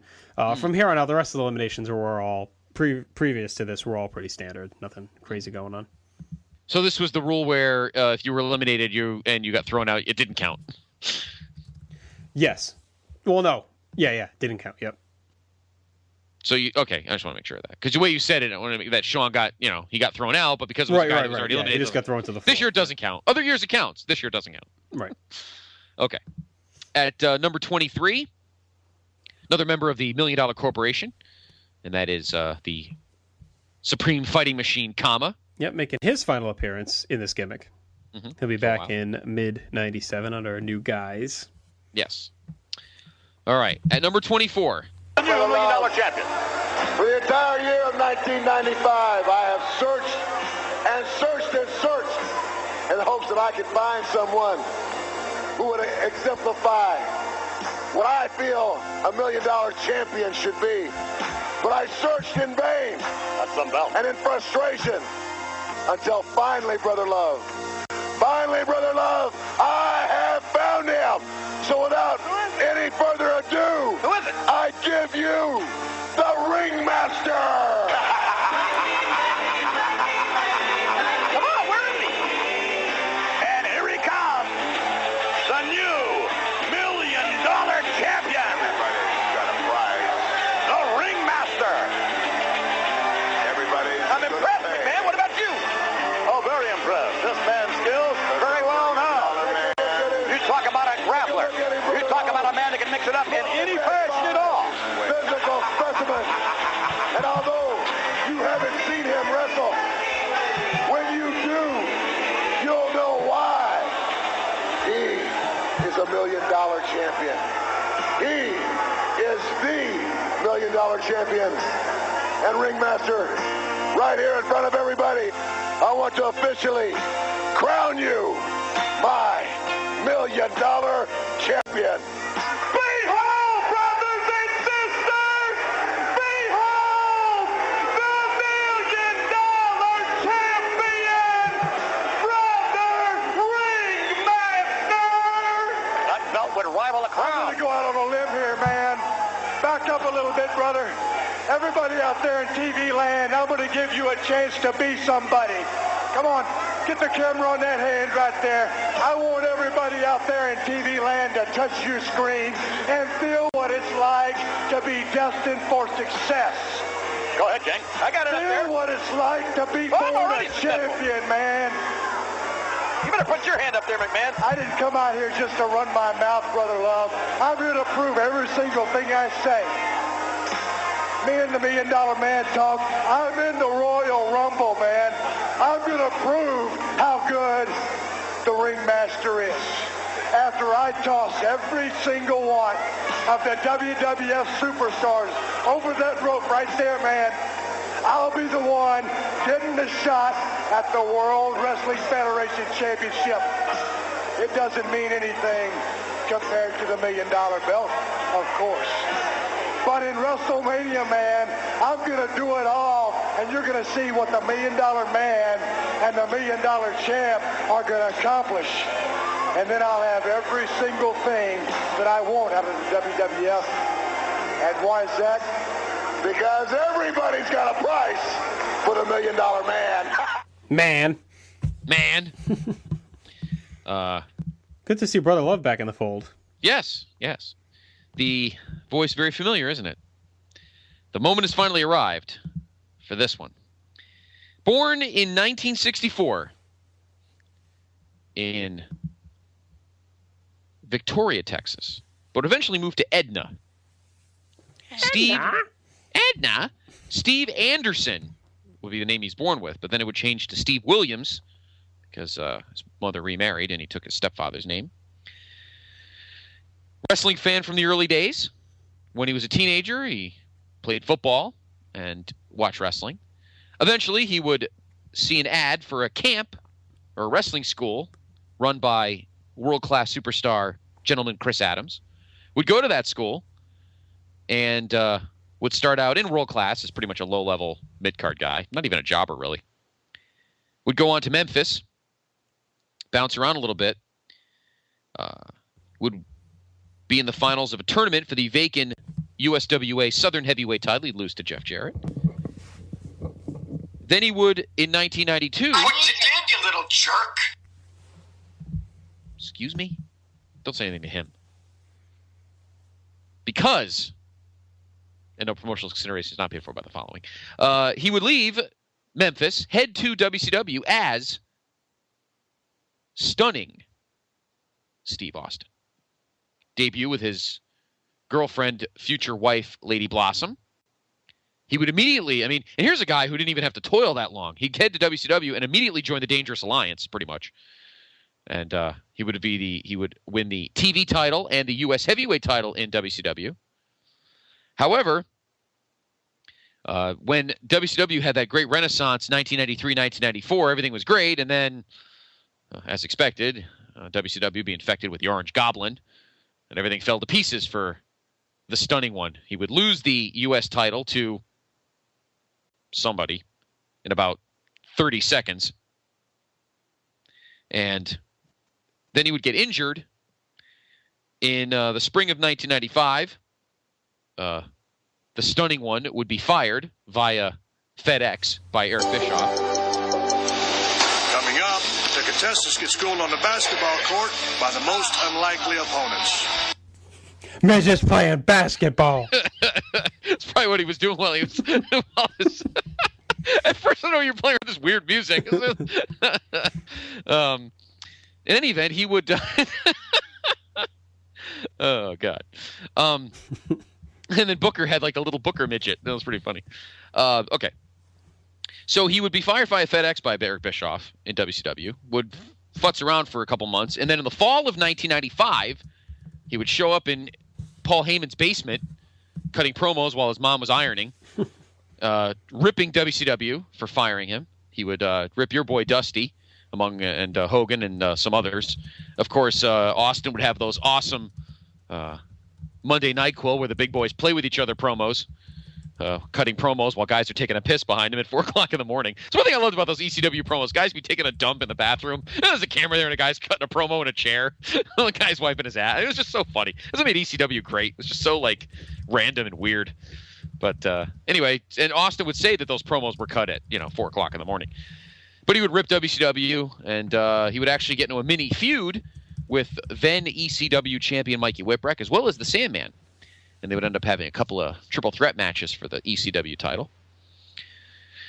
He would come out to the unbelievably awesome Superstar from Jesus Christ Superstar, wearing the tights that said Superstar and the orange tank top. Catch the eye of Vince McMahon. Would leave ECW.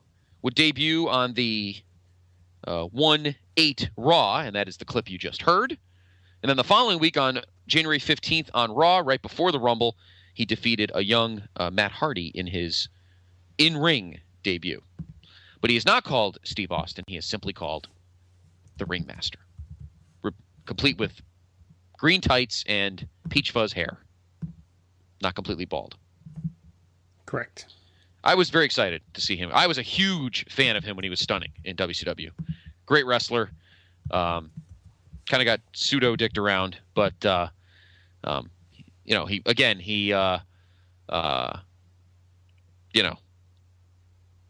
had a chance to really shine in the company. And there, of course, are rumors that Ric Flair was ready to groom him as the next WCW champion.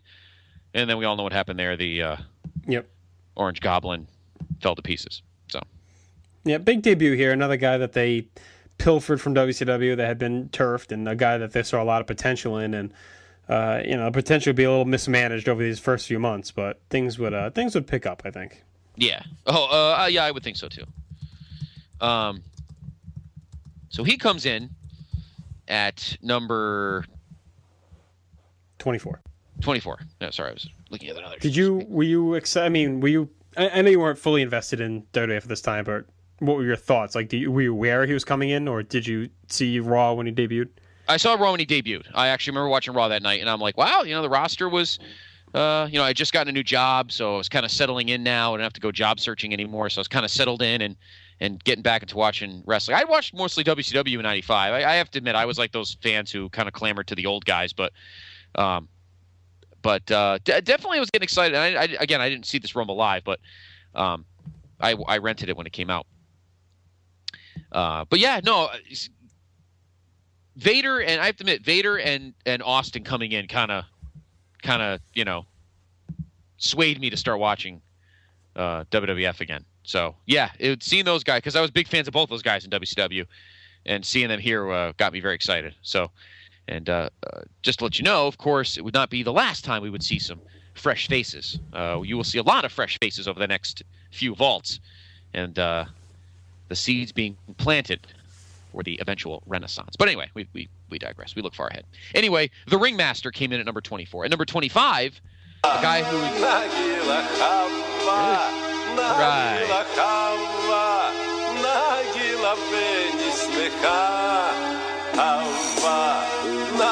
This is one guy we can't pass over while talking about the Rumble.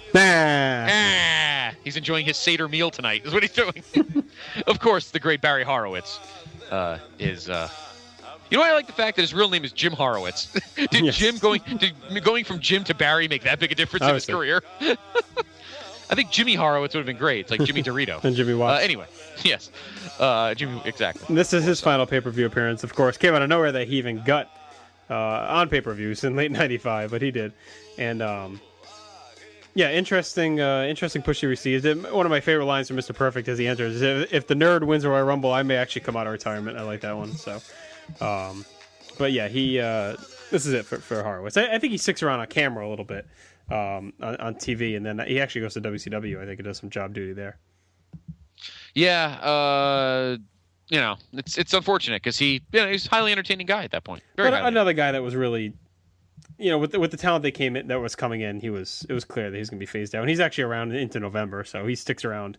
He actually picks up some wins on house shows here and there over guys similar to the card on him. So yeah. Okay, so at number 26, the man who makes a difference, complete with awesomely cool leather jacket, and that is, of course, Fatu. At number 27, the evil dentist, Fatu! Or maybe Lord Alfred will call him Fatu! Number 27, the evil dentist, Isaac Yankem, still putzing around. I think this is, yes, I think this is his last appearance as Isaac Yankem. As Isaac Yankem, yeah. So another guy that was hanging around, being filtered out. Yes. At number 28, another guy putzing around. A lot of putzes arounds in this one. At number 28, Marty Jannetty. At number 29, not a guy putzing. Let me ask you this. I was actually thinking about this earlier today. I was listening to a discussion about Edge and Christian, and something popped in my mind. What do you think is the preferable method for a tag team where two guys splitting up? Do you think it's better to have guys like Edge and Christian where both would go on to very good careers, or a tag team like the Rockers where you have one megastar? Well, I guess Edge kind of turned out this way, but one megastar, Hall of Fame, all-timer, and one guy who does nothing. Like, what is the better... in the Hartford Nation, obviously similar to that, but... What do you think is the preferred result? Well, it all depends on... A lot of it depends on seeing... I think a lot of it depends on when you're watching the team, which one has that it factor. Obviously, when you looked at the Hart Foundation, Brett had the it. When you looked at the Rockers, Shawn had the it. But in Edge and Christian's case, it's weird because at the time, Edge didn't have it. Edge had to continue growing it before he became it.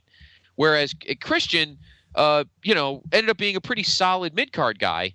But Marty Jannetty never had that mid-card guy look. So I don't know. I mean, Marty Jannetty probably could have been something special if he, had put down the sauce. For me, it all comes down to, in a situation like that, it all comes down to who just wants it more. And Shawn wanted it bad from the very beginning. Well, I'm not talking about that. I'm saying, what do you think is the better result? Like, would you rather have... It's almost like if you have, like, prospects going. My point is, if you're going to split up a tag team, do you think it was better to have two really good guys, both those guys end up doing really well for you, and be long-term solid players, or you lose one guy along the way, but you end up with a megastar?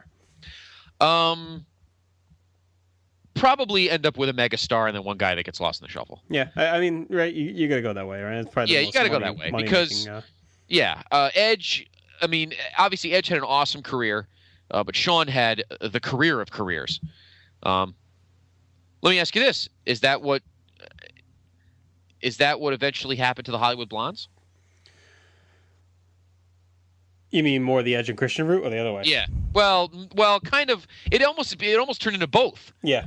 It was the Edge and Christian route, and then obviously exactly. I think if Pillman didn't pass away when he did, I think he would have had a career at least similar to Christian's. But maybe we'll say this for a headline show or something. We don't know. Yeah, and the motorcycle. Just kind of popped in my head when we talked about Jannetty, and him and Shawn actually tussle here, I believe. So always keeping that feud alive. Yeah, that's true.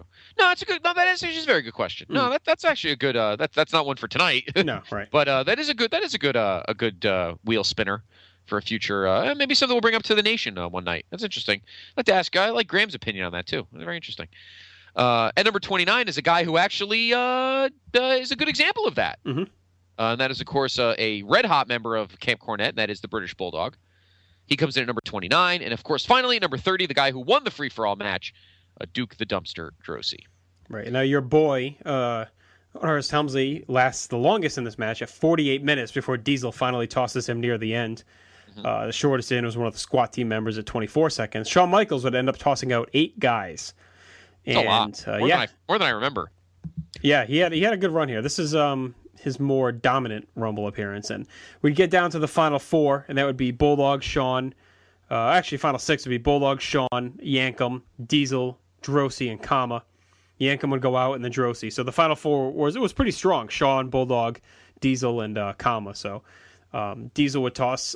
Shawn would actually toss Bulldog out first. Diesel would dump out Kama. And as Diesel was fighting with Kama, Shawn comes up from behind, super kicks Diesel, and he falls out for Shawn to win the Rumble just under an hour. Diesel was very pissed off that Shawn kind of snuck out from behind and tossed him. So Shawn wins. He's heading to WrestleMania. He's obviously recovered from his concussion, and now we start the trek to fulfill the boyhood dream. That would become the major story over the next 2 months. As a Rumble itself, though, where do you see this one standing? I mean, it's good. I mean, it's entertaining. I mean, I wouldn't put it in like there's one's better, but right. But I enjoy watching it though. Again, I agree with you from what you said earlier. I think Perfect kind of helps the tell the story very well here. So one of the better Rumbles in terms of just entertaining. Kind of a unique, obviously a better crop of guys than a 95. I've got 95 was 30 Doug Gilberts, but this was good. Obviously Vader in there, and it was. The fact that there was a lot of underlying storylines going on, which always makes a Rumble entertaining. But I like this one. I could watch this one. I could watch this one again out of the blue if I wanted to. One of the shorter ones. It's one of the few Rumbles that actually goes under an hour. Again, because as we mentioned earlier, because the in between numbers. It is a weird one because it seems like a majority of the guys in, weren't even with the promotion or were debuting and are fresh faces. So on that hand, it's like if you compare this to 95, it's such a different Rumble. Outside of the winner and Bulldog being one of the last guys, it's very, very different. And I liked Perfect on commentary here. I thought he added a lot, and I thought they had some nice storylines woven throughout as well. And they made Vader look really, really strong, which I dug. So I like this Rumble. But I love 96 as a whole, so you're not going to get much complaints from me as the year goes on. So this is definitely one I like to throw in and watch when I get some time to kill. Yeah, no, I enjoy it too. Again, the commentary helps, and obviously Vader's debut and the Ringmaster, and there's guys in it that I had invested interest in, so that helps as well. So Shawn Michaels, the Heartbreak Kid, becomes indeed the second guy in history to win back-to-back Royal Rumbles. Hulk Hogan did it in 1990, 1991. So HBK, who, by the way, super kicks his boy, Big Daddy Cool, to win it, moves on to... he does have a bump along the... He does have an almost bump along the way, though, which we've never had before. We'll tell you why at our next show, because for the first time ever, we have a pay-per-view stop on the road to WrestleMania. But we'll get to that in a couple weeks. Okay, so Shawn Michaels, but we are not done with the show yet, folks. As mentioned, this is the first time in pay-per-view history that the Royal Rumble match is not last, and my man heading the West Warwick mafioso there, not pleased, but... I got over it quick. Although, it's probably because I fell asleep. Okay, here we go. Our final match is indeed our final title match of the evening. The World Wrestling Federation Championship is on the line, as your champion, mentioned in the intro, the Hitman, Bret Hart, winning, of course, the title at Survivor Series, and then keeping it at In Your House 5, taking on, in his first title match in exactly 2 years, the Dead Man. Yes, and now this began, we talked about this briefly at our last show because this was announced at the end of the show. This starts his renaissance into being a main event player instead of a guy just fucking around with monsters that were thrown in his face to keep him busy. Right. So almost instead of just being an attraction, he now becomes a main player. And as he's coming to the ring, Diesel's still leaving, and they get into a little pushing match in the aisle, and then Diesel walks off. So, and also he's still wearing the... as Vince would call it in the match, the facial appliance is a Phantom of the Opera mask. Only Vince could come up with something as stupid as that. Put on the facial appliance. I'm coming in. Yes. You know who should wear facial appliances? The Orientals. Cover those eyes. Cover those eyes. So he's wearing the Phantom of the Opera mask. Mm-hmm. And this match is an unbelievable almost 28 and a half minutes. Yeah, that's crazy time. Long Rumble match. I'm not sure why the Rumble was shortened and these guys had to go a half hour. I mean, this could have went a little shorter, but like we said, they were really starting to put a focus on the athleticism and legitimate, main events, putting a heavy focus on the world title. And, they had a guy that could go, and Bret. This match is one I really need to watch again because I always considered it to be boring. I remember at the time I did not like it. I thought it was boring. And I actually read a review of it recently that was putting some praise on it, saying it's not really as boring as its reputation holds. So I'm actually curious to go back and watch this one again just to see if it's actually better than I remember.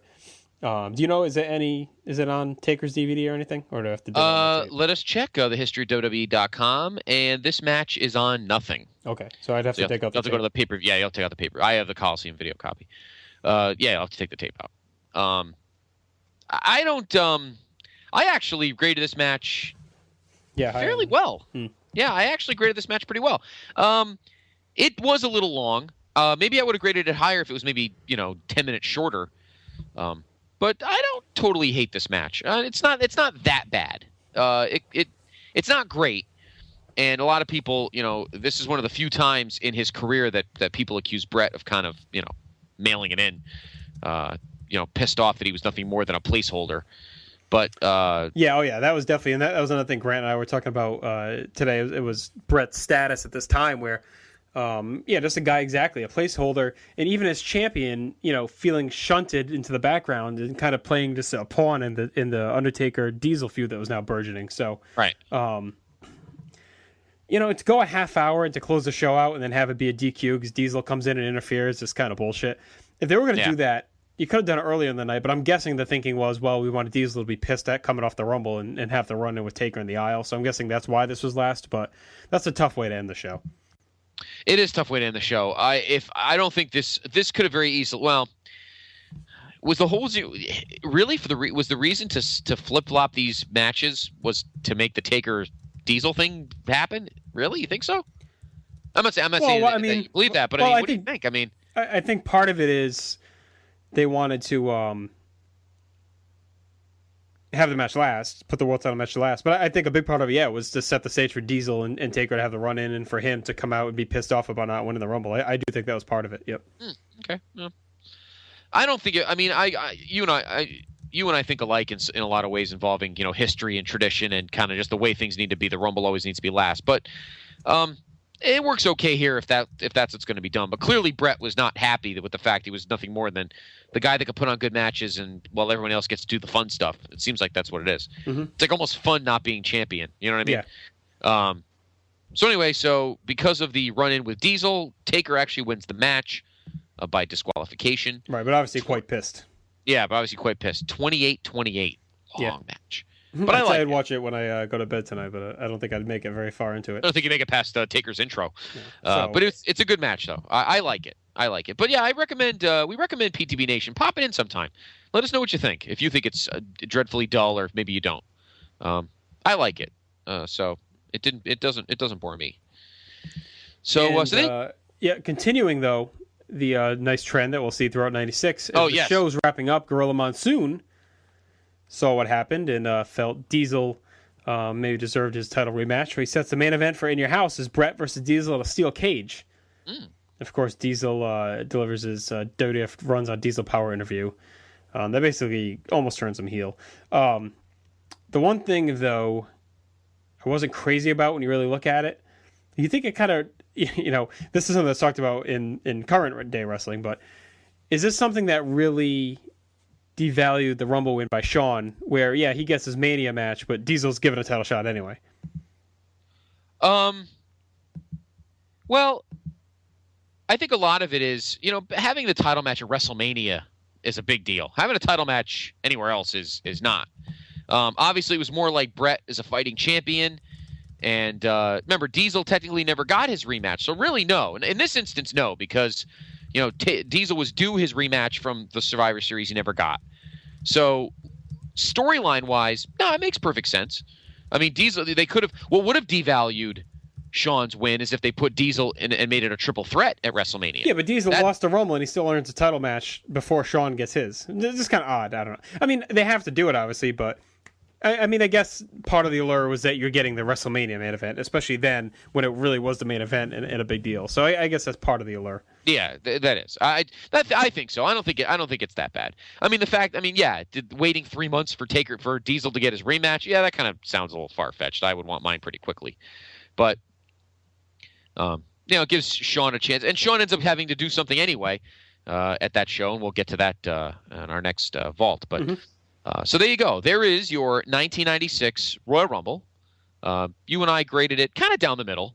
It's not a bad show. It's fairly standard. I wouldn't go crazy about it, but it's, would this be one, if you were just bored, you'd throw it in?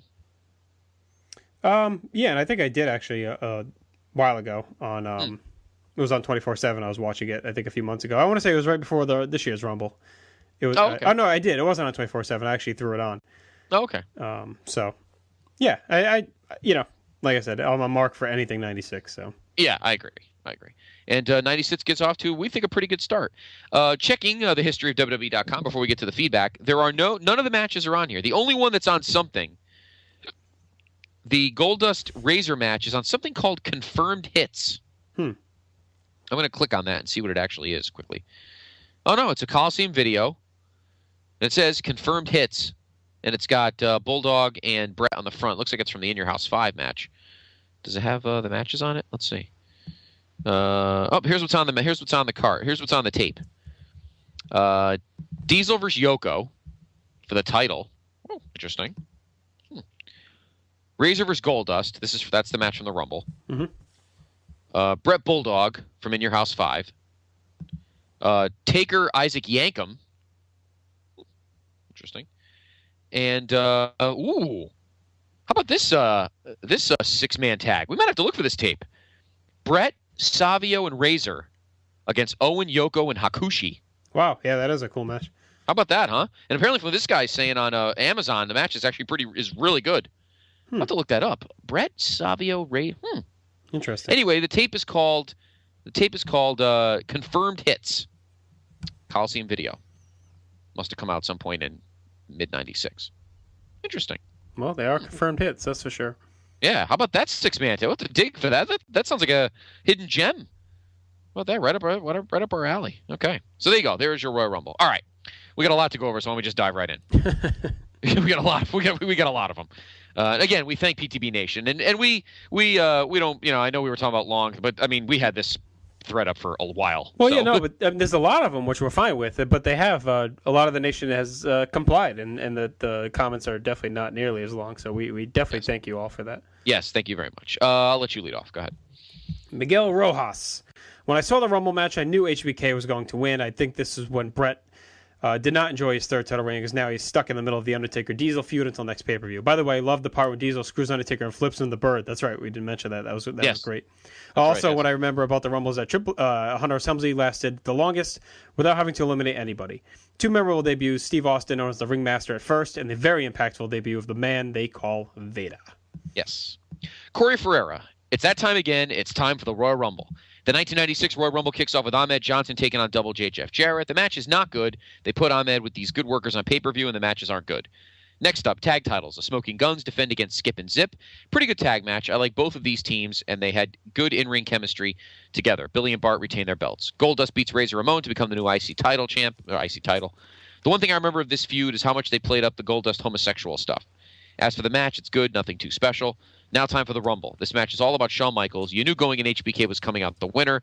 Something that is forgotten is that Helmsley gets the Iron Man of the match lasting 48 minutes, something of which is forgotten. As for the Rumble, Nash had a pretty good run, taking out 3 guys. HBK destroys in it, as does the debuting Big Van Vader. Good job by WWF making him a monster in his debut. Okay, WWF title time. Bret Hart defends his title against The Undertaker in the title run Bret Hart hates. Honestly, the match is average for Bret match in the mid-90s. The match is memorable for the Diesel interference to set up Taker Diesel for Mania. We'll get to that later. In conclusion, the 96 Rumble is a meh show. Nothing stands out as great or bad, just a show despite being the Rumble. And he puts down Meltzer's grades. Ahmed Jarrett, 1 1/4. Guns, Skip and Zip, 2. Razor, Goldust, 2 3/4. Rumble, 2 1/2. Taker, Bret, 2 3/4. Chris Knights. Sounds like a jobber from 1988. The Rumble match suffered due to the horrible lack of depth in the roster at this time. The guys that brought in to fill out the match, Doug Gilbert, Dory Funk, Omari, the Headhunters / squat team, meant nothing to me at the time. 2 things I never get here as well. First, in any Rumble, before or since, if you go out over the top, you're eliminated. Doesn't matter if the guy who put you out wasn't in the match. So everyone Vader throws out should have stayed out. Second, the commentators couldn't tell the squad team apart when one was clearly wearing a nipple-revealing singlet, while the other was wearing a larger, more modest version. So like okay, Mr. Knight. Sounds like something from the LaRue collection. Yes. Small quibbles aside, I enjoyed this show, and the WWF was right back on track after a horrible 1995. The Doctor of Love himself.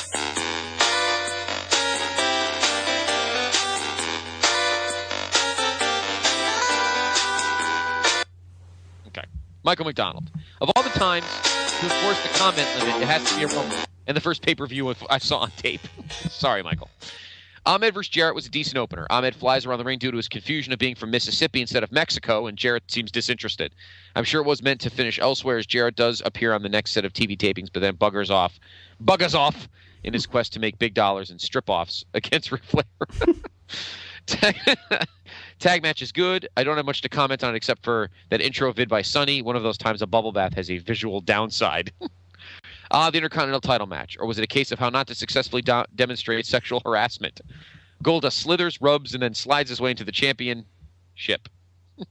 Slow match, but the difference here was that it helped tell the story properly. Razor is clearly creeped out and frustrated, and the Kid interference costs him in the end. This is the point I begin to think of the Kid as an annoying little shit. The Rumble. How can I put into words? Holly Hunter Michaels come out looking great. Aldo, Drosy, Hakushi, and Tatanka look like shit as far as perception as competitive wrestlers. Who the hell are Omari and Gilbert? That's great. Vader was going to look strong, as was Diesel, as he may not have decided to leave just yet. The rest of the guys were just there, really. Oh, and the squad team were 2 of the weirdest looking people ever. Short, pudgy guys with really retarded functioning legs. Taker versus Bret is average. However, this is a case of the Taker fighting bigger, slower, clumsier, and less talented than Bret. So it was clear culture shock for Taker to deal with it, and it shows. Despite my harshness, this event is a guilty pleasure for me. First pay-per-view I ever saw, so it holds a candle to my heart there. Okay. Good. Mike Wilkinson. I am not going to rehash each match. You guys have already done that. I was a huge Modib mark at the time. I feel bad for Bret as he's in the back seat. First Hogan, now Shawn Michaels. This show put Shawn Michaels over in what to me is the middle of the Royal Rumble match. This is one of the last pay-per-views I listened to through Scrabble TV. After this, I was jacked for a possible Bret HBK match. Okay. Wade Ferrari. kind of the same as Chris Knights. They're like a tag team. Yes. A decent show overall. Nothing great, but nothing horrible either. Despite the weak lineup, the Rumble match was pretty good. There was a lot of departures and injuries at the time, so they had to get by with wrestlers from other promotions, as well as guys like Mabel, Kama, and Tatanka, who were all out of the door right after the show. Fortunately, several new talented wrestlers would be brought in to help fill out the roster, two of whom we see in the Rumble, and Vader and that ringmaster guy. Brett Taker was disappointing. It wasn't a bad match, just real long and kind of boring at times. I think the main reason for the match not being as good as it could have been was the fact that Taker wasn't used to wrestling long matches at this point in his career, which is true. Ryan Schmock. Royal Rumble 96 was a fun event. Godwin, Hunter, Helmsley, and the free-for-all is a good way to kick off the pre-show. Ahmed Jarrett was okay. Guns versus Skip and Zip was okay as well. Ramon Goldust was very good. Kid cost his former friend the title and would continue their feud. Royal Rumble match. I read these guys were supposed to be in it. Avatar, he was also supposed to be on a Survivor Series team in 1995, but was replaced by Bob Holly. Buddy Landell, Bam Bam Bigelow, Dean Douglas, Dan Severn, Sabu, and the Ultimate Warrior. Wow, that's quite a list of guys supposed to be in here. I guess some of them were makes sense. And we did. I think we mentioned the Bigelow thing at Survivor Series that he was initially announced for this match. Yes. Kid and Sid were supposed to be in a tag title match. That's right. Did we mention that in your House 5? I think yes, we did. Yeah, they were supposed to fight the Guns here. Yes. As well. Also, Kama returns to the bald head, though I think he was supposed to return as Papa Shango. Perfect mentioning that he teamed with Eddie Gilbert when Doug Gilbert made his entrance was a bit of a surprise. Squad team get eliminated by Yoko and Vader. Vader goes nuts, and then HBK gets the win, eliminating his good friend. Undertaker finally gets a title match and wins, but does not get his title. Overall, a very good show to kick off 1996. Yes. J. Arsenio D'Amato. Mr. Perfect was underrated as a color commentator. He had some brain-like one-liners, especially during the Goldust Razor match. Jake the Snake's return and Godwin's slopping Helmsley, Lawler, and Backlund were my favorite parts of the Rumble. Perfect said Backlund went to Princeton, Minnesota. Jason Greenhouse. 1996, the first full year of the Monday Night Wars. The year would start off slow for WWF, but would get better. Scott, the moment has arrived. Enter Steve Austin's pay-per-view debut. I love the pop that Jake Roberts got when he came out. Shawn winning the Rumble was very predictable. I did, however, like the end of the match. The undercard was terrible. Marlena making her debut and Goldust getting a first taste of championship gold were about the only two highlights for me. There was definitely a change in the air, but all of the pieces weren't quite in their place yet. Okay. The King, James Manda. James Manda. Yes. For once, I will try to keep my comment short. To start with, has anybody ever noticed how poor the sound quality was for this event? Yes, it was. And for a while, I thought I just screwed up. And, if you didn't have the right mix back of the old cable boxes, you had to have the cable box volume at one level and the TV at another. And I thought I had the cable box overmodulated because my tape is like very loud, like this is what it sounds like. So it, and then I've later seen that a lot of other people had the same issue. So yeah, I don't remember if the Coliseum video has it like that. Anyway, I thought the Double J versus Ahmed Johnson was a disappointing match with a very cheap ending, but at least it was short. Ahmed's no selling went to new lengths by taking a guitar shot to the head, but still managing to chase Double J back up the ramp. Smoking Guns versus the Body Donnas was a good, fast-paced contest, well worth a watch. Razor Ramon versus Goldust is not the easiest match to watch, as there is too much posturing to the crowd to allow it to flow. I also felt that Razor Ramon was well past his sell-by date, as his character never changed, so I found him to be pretty boring. It was great to see people like Bob Backlund, Jake Roberts, and Dory Funk in the Rumble match. I've always wanted to see Carlos Colon make another appearance. I wonder what happened to that youngster. Got to feel sorry for the crowd, as they have to see quite a few unknown idiots entering the Rumble.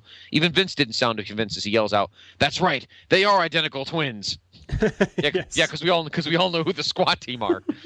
The last 10 entrants into the Rumble are all shit other than the British Bulldog and that ringmaster guy, whoever he is. But I suppose the quality of the match doesn't matter too much as Shawn wins and now is on the road to WrestleMania. Diesel must have had a sleeping bag down by the ring or something because for some reason he's still there by the time The Undertaker comes down for his match. But it's okay because he's apparently not afraid of the dark. I ain't afraid of the dark.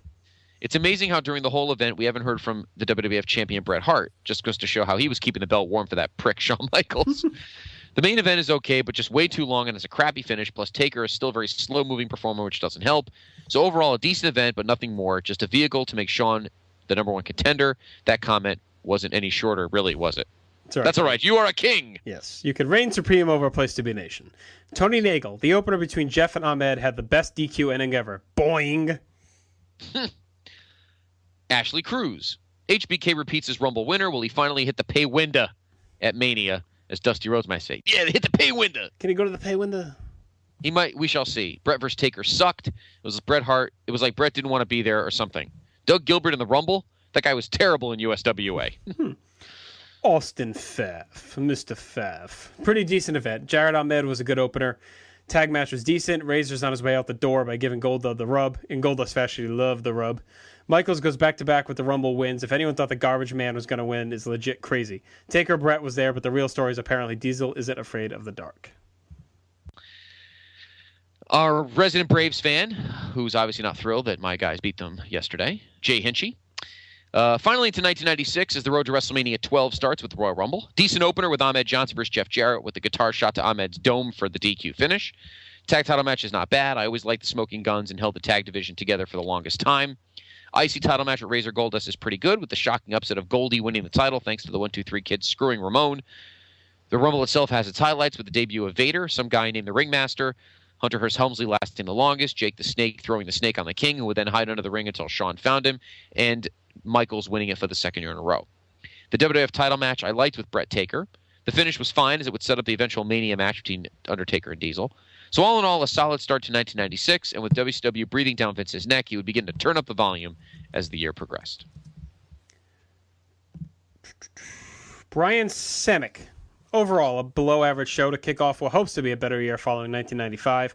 Decent IC title match. It's just a shame Razor didn't want to do the feud in longer, as I think it could have some legs given some more build. Once again, I hate Battle Royals or Royal Rumble matches, and this one was bad, but very cool to see the future of the WWF in the ring through Ringmaster and Hunter Hearst Helmsley, as well as the Headhunters, called the Squad Team. Why? Those guys could really go from what I saw in 1993 ECW in Puerto Rico. Finally, the WWF title match is bad. They tried, but never got going. Plus, it just seemed to be used to build another feud. Poor Brett's reign is starting to look like he was there for others to build off of. I forgot that the Squad Team were in ECW. Totally forgot about that. Dave Hall, another boss from Down Under. The standard starts to rise as Vince puts on a much better show than last year's Rumble with the debuts of Vader and a young superstar with ambitions. HBK was always going to win, but there were still some great moments. One of my favorites was a brutal clothesline by Steve Austin on HBK, which really played into the concussion storyline, but the announcers failed to mention it. Jerry Lawler played hide and seek under the ring, and Diesel continues a slow burn heel turn. As for the rest of the show, Brett and Undertaker put on an underwhelming match. Jarrett helps carry Moadib to a decent match, and Goldust and Razor put together an intriguing match. A middle-of-the-road Rumble, which really only furthered storylines heading into WrestleMania.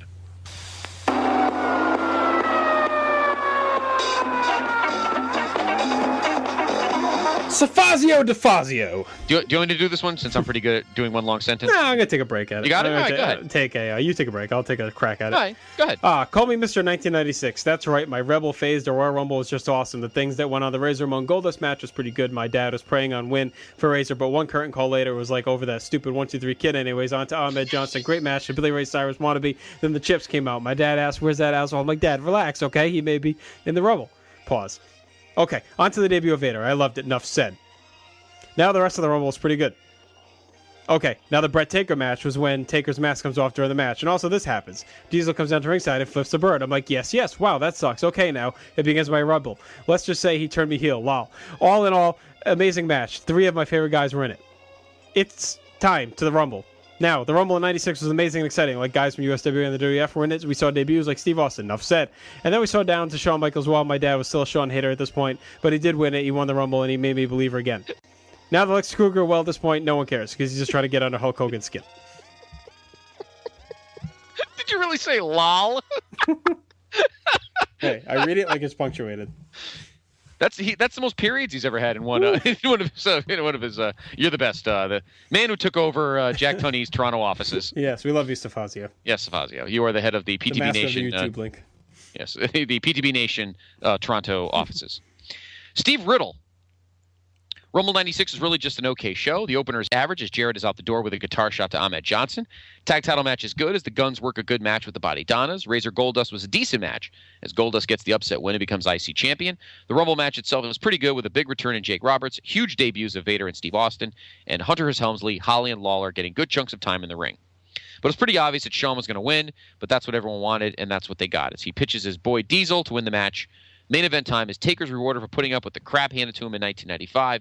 Sadly, he and Brett only put on an okay match as Brett was going through the motions, and this was more a setup for a Taker-Diesel feud. Overall, the show wasn't bad, but not great either. However, it is head and shoulders better than anything we saw in 1995. Mike, $5 furlong. I'm split on how I feel about this Rumble. On the one hand, I like how for almost a third of it, no one was eliminated. When a lot of guys get longer runs in the Rumble, I feel it puts over the importance of the match and how badly guys will fight to win the title shot. On the other hand, I had a lot of who entrants. I still have no idea who the two masked guys were. And it was really obvious Shawn would win. Once we get to the ridiculous spot where he somehow manages to eliminate Yoko and Vader at once, it's obvious no one's going to stop him. The Rumble should have gone on last. The Bret Undertaker match may have seemed like the most boring world title match I've ever seen. Scott Scallion. Another good jobber name. Yeah, we are. Ron Cumberland should have stole some of these. Royal Rumble 96 was a show that seemed to have a lot of promise going into it. There were a lot of fresh faces and hot feuds. A returning Shawn Michaels was attempting to win the event for the second year in a row, and two of the most over faces in the company were competing for the WWF title. In the end, it may have been effective for advancing the current feuds and setting up a few new ones, but ultimately the show did not live up to its full potential. Despite the questions about his health, Michaels was the obvious choice to win the Rumble. I feel like they should have played up the concussion angle more for this match, as they would do in the weeks to follow. As a result, the Rumble match lacked any real drama, and is more notable for the WWF pay-per-view debuts of Vader and the Ringmaster. The WWF title match fell way short the quality of the past two main events, and the finish made Bret look weak. It didn't seem like the fans knew how to react to this match, and the in-ring action was pretty dull until near the end. However, it was great to have Mr. Perfect back in the booth, and to see Jake the Snake in a WWF ring again. And finally, Peter Khalil. Good show. I really like this Royal Rumble. HBK winning, Vader debuting, Jake returning, Helmsy going the distance. This Royal Rumble had the best star power since 92. The undercard was underwhelming, and Bret vs. Taker was good, but I hate DQ endings. But it did build towards one of the best WrestleManias.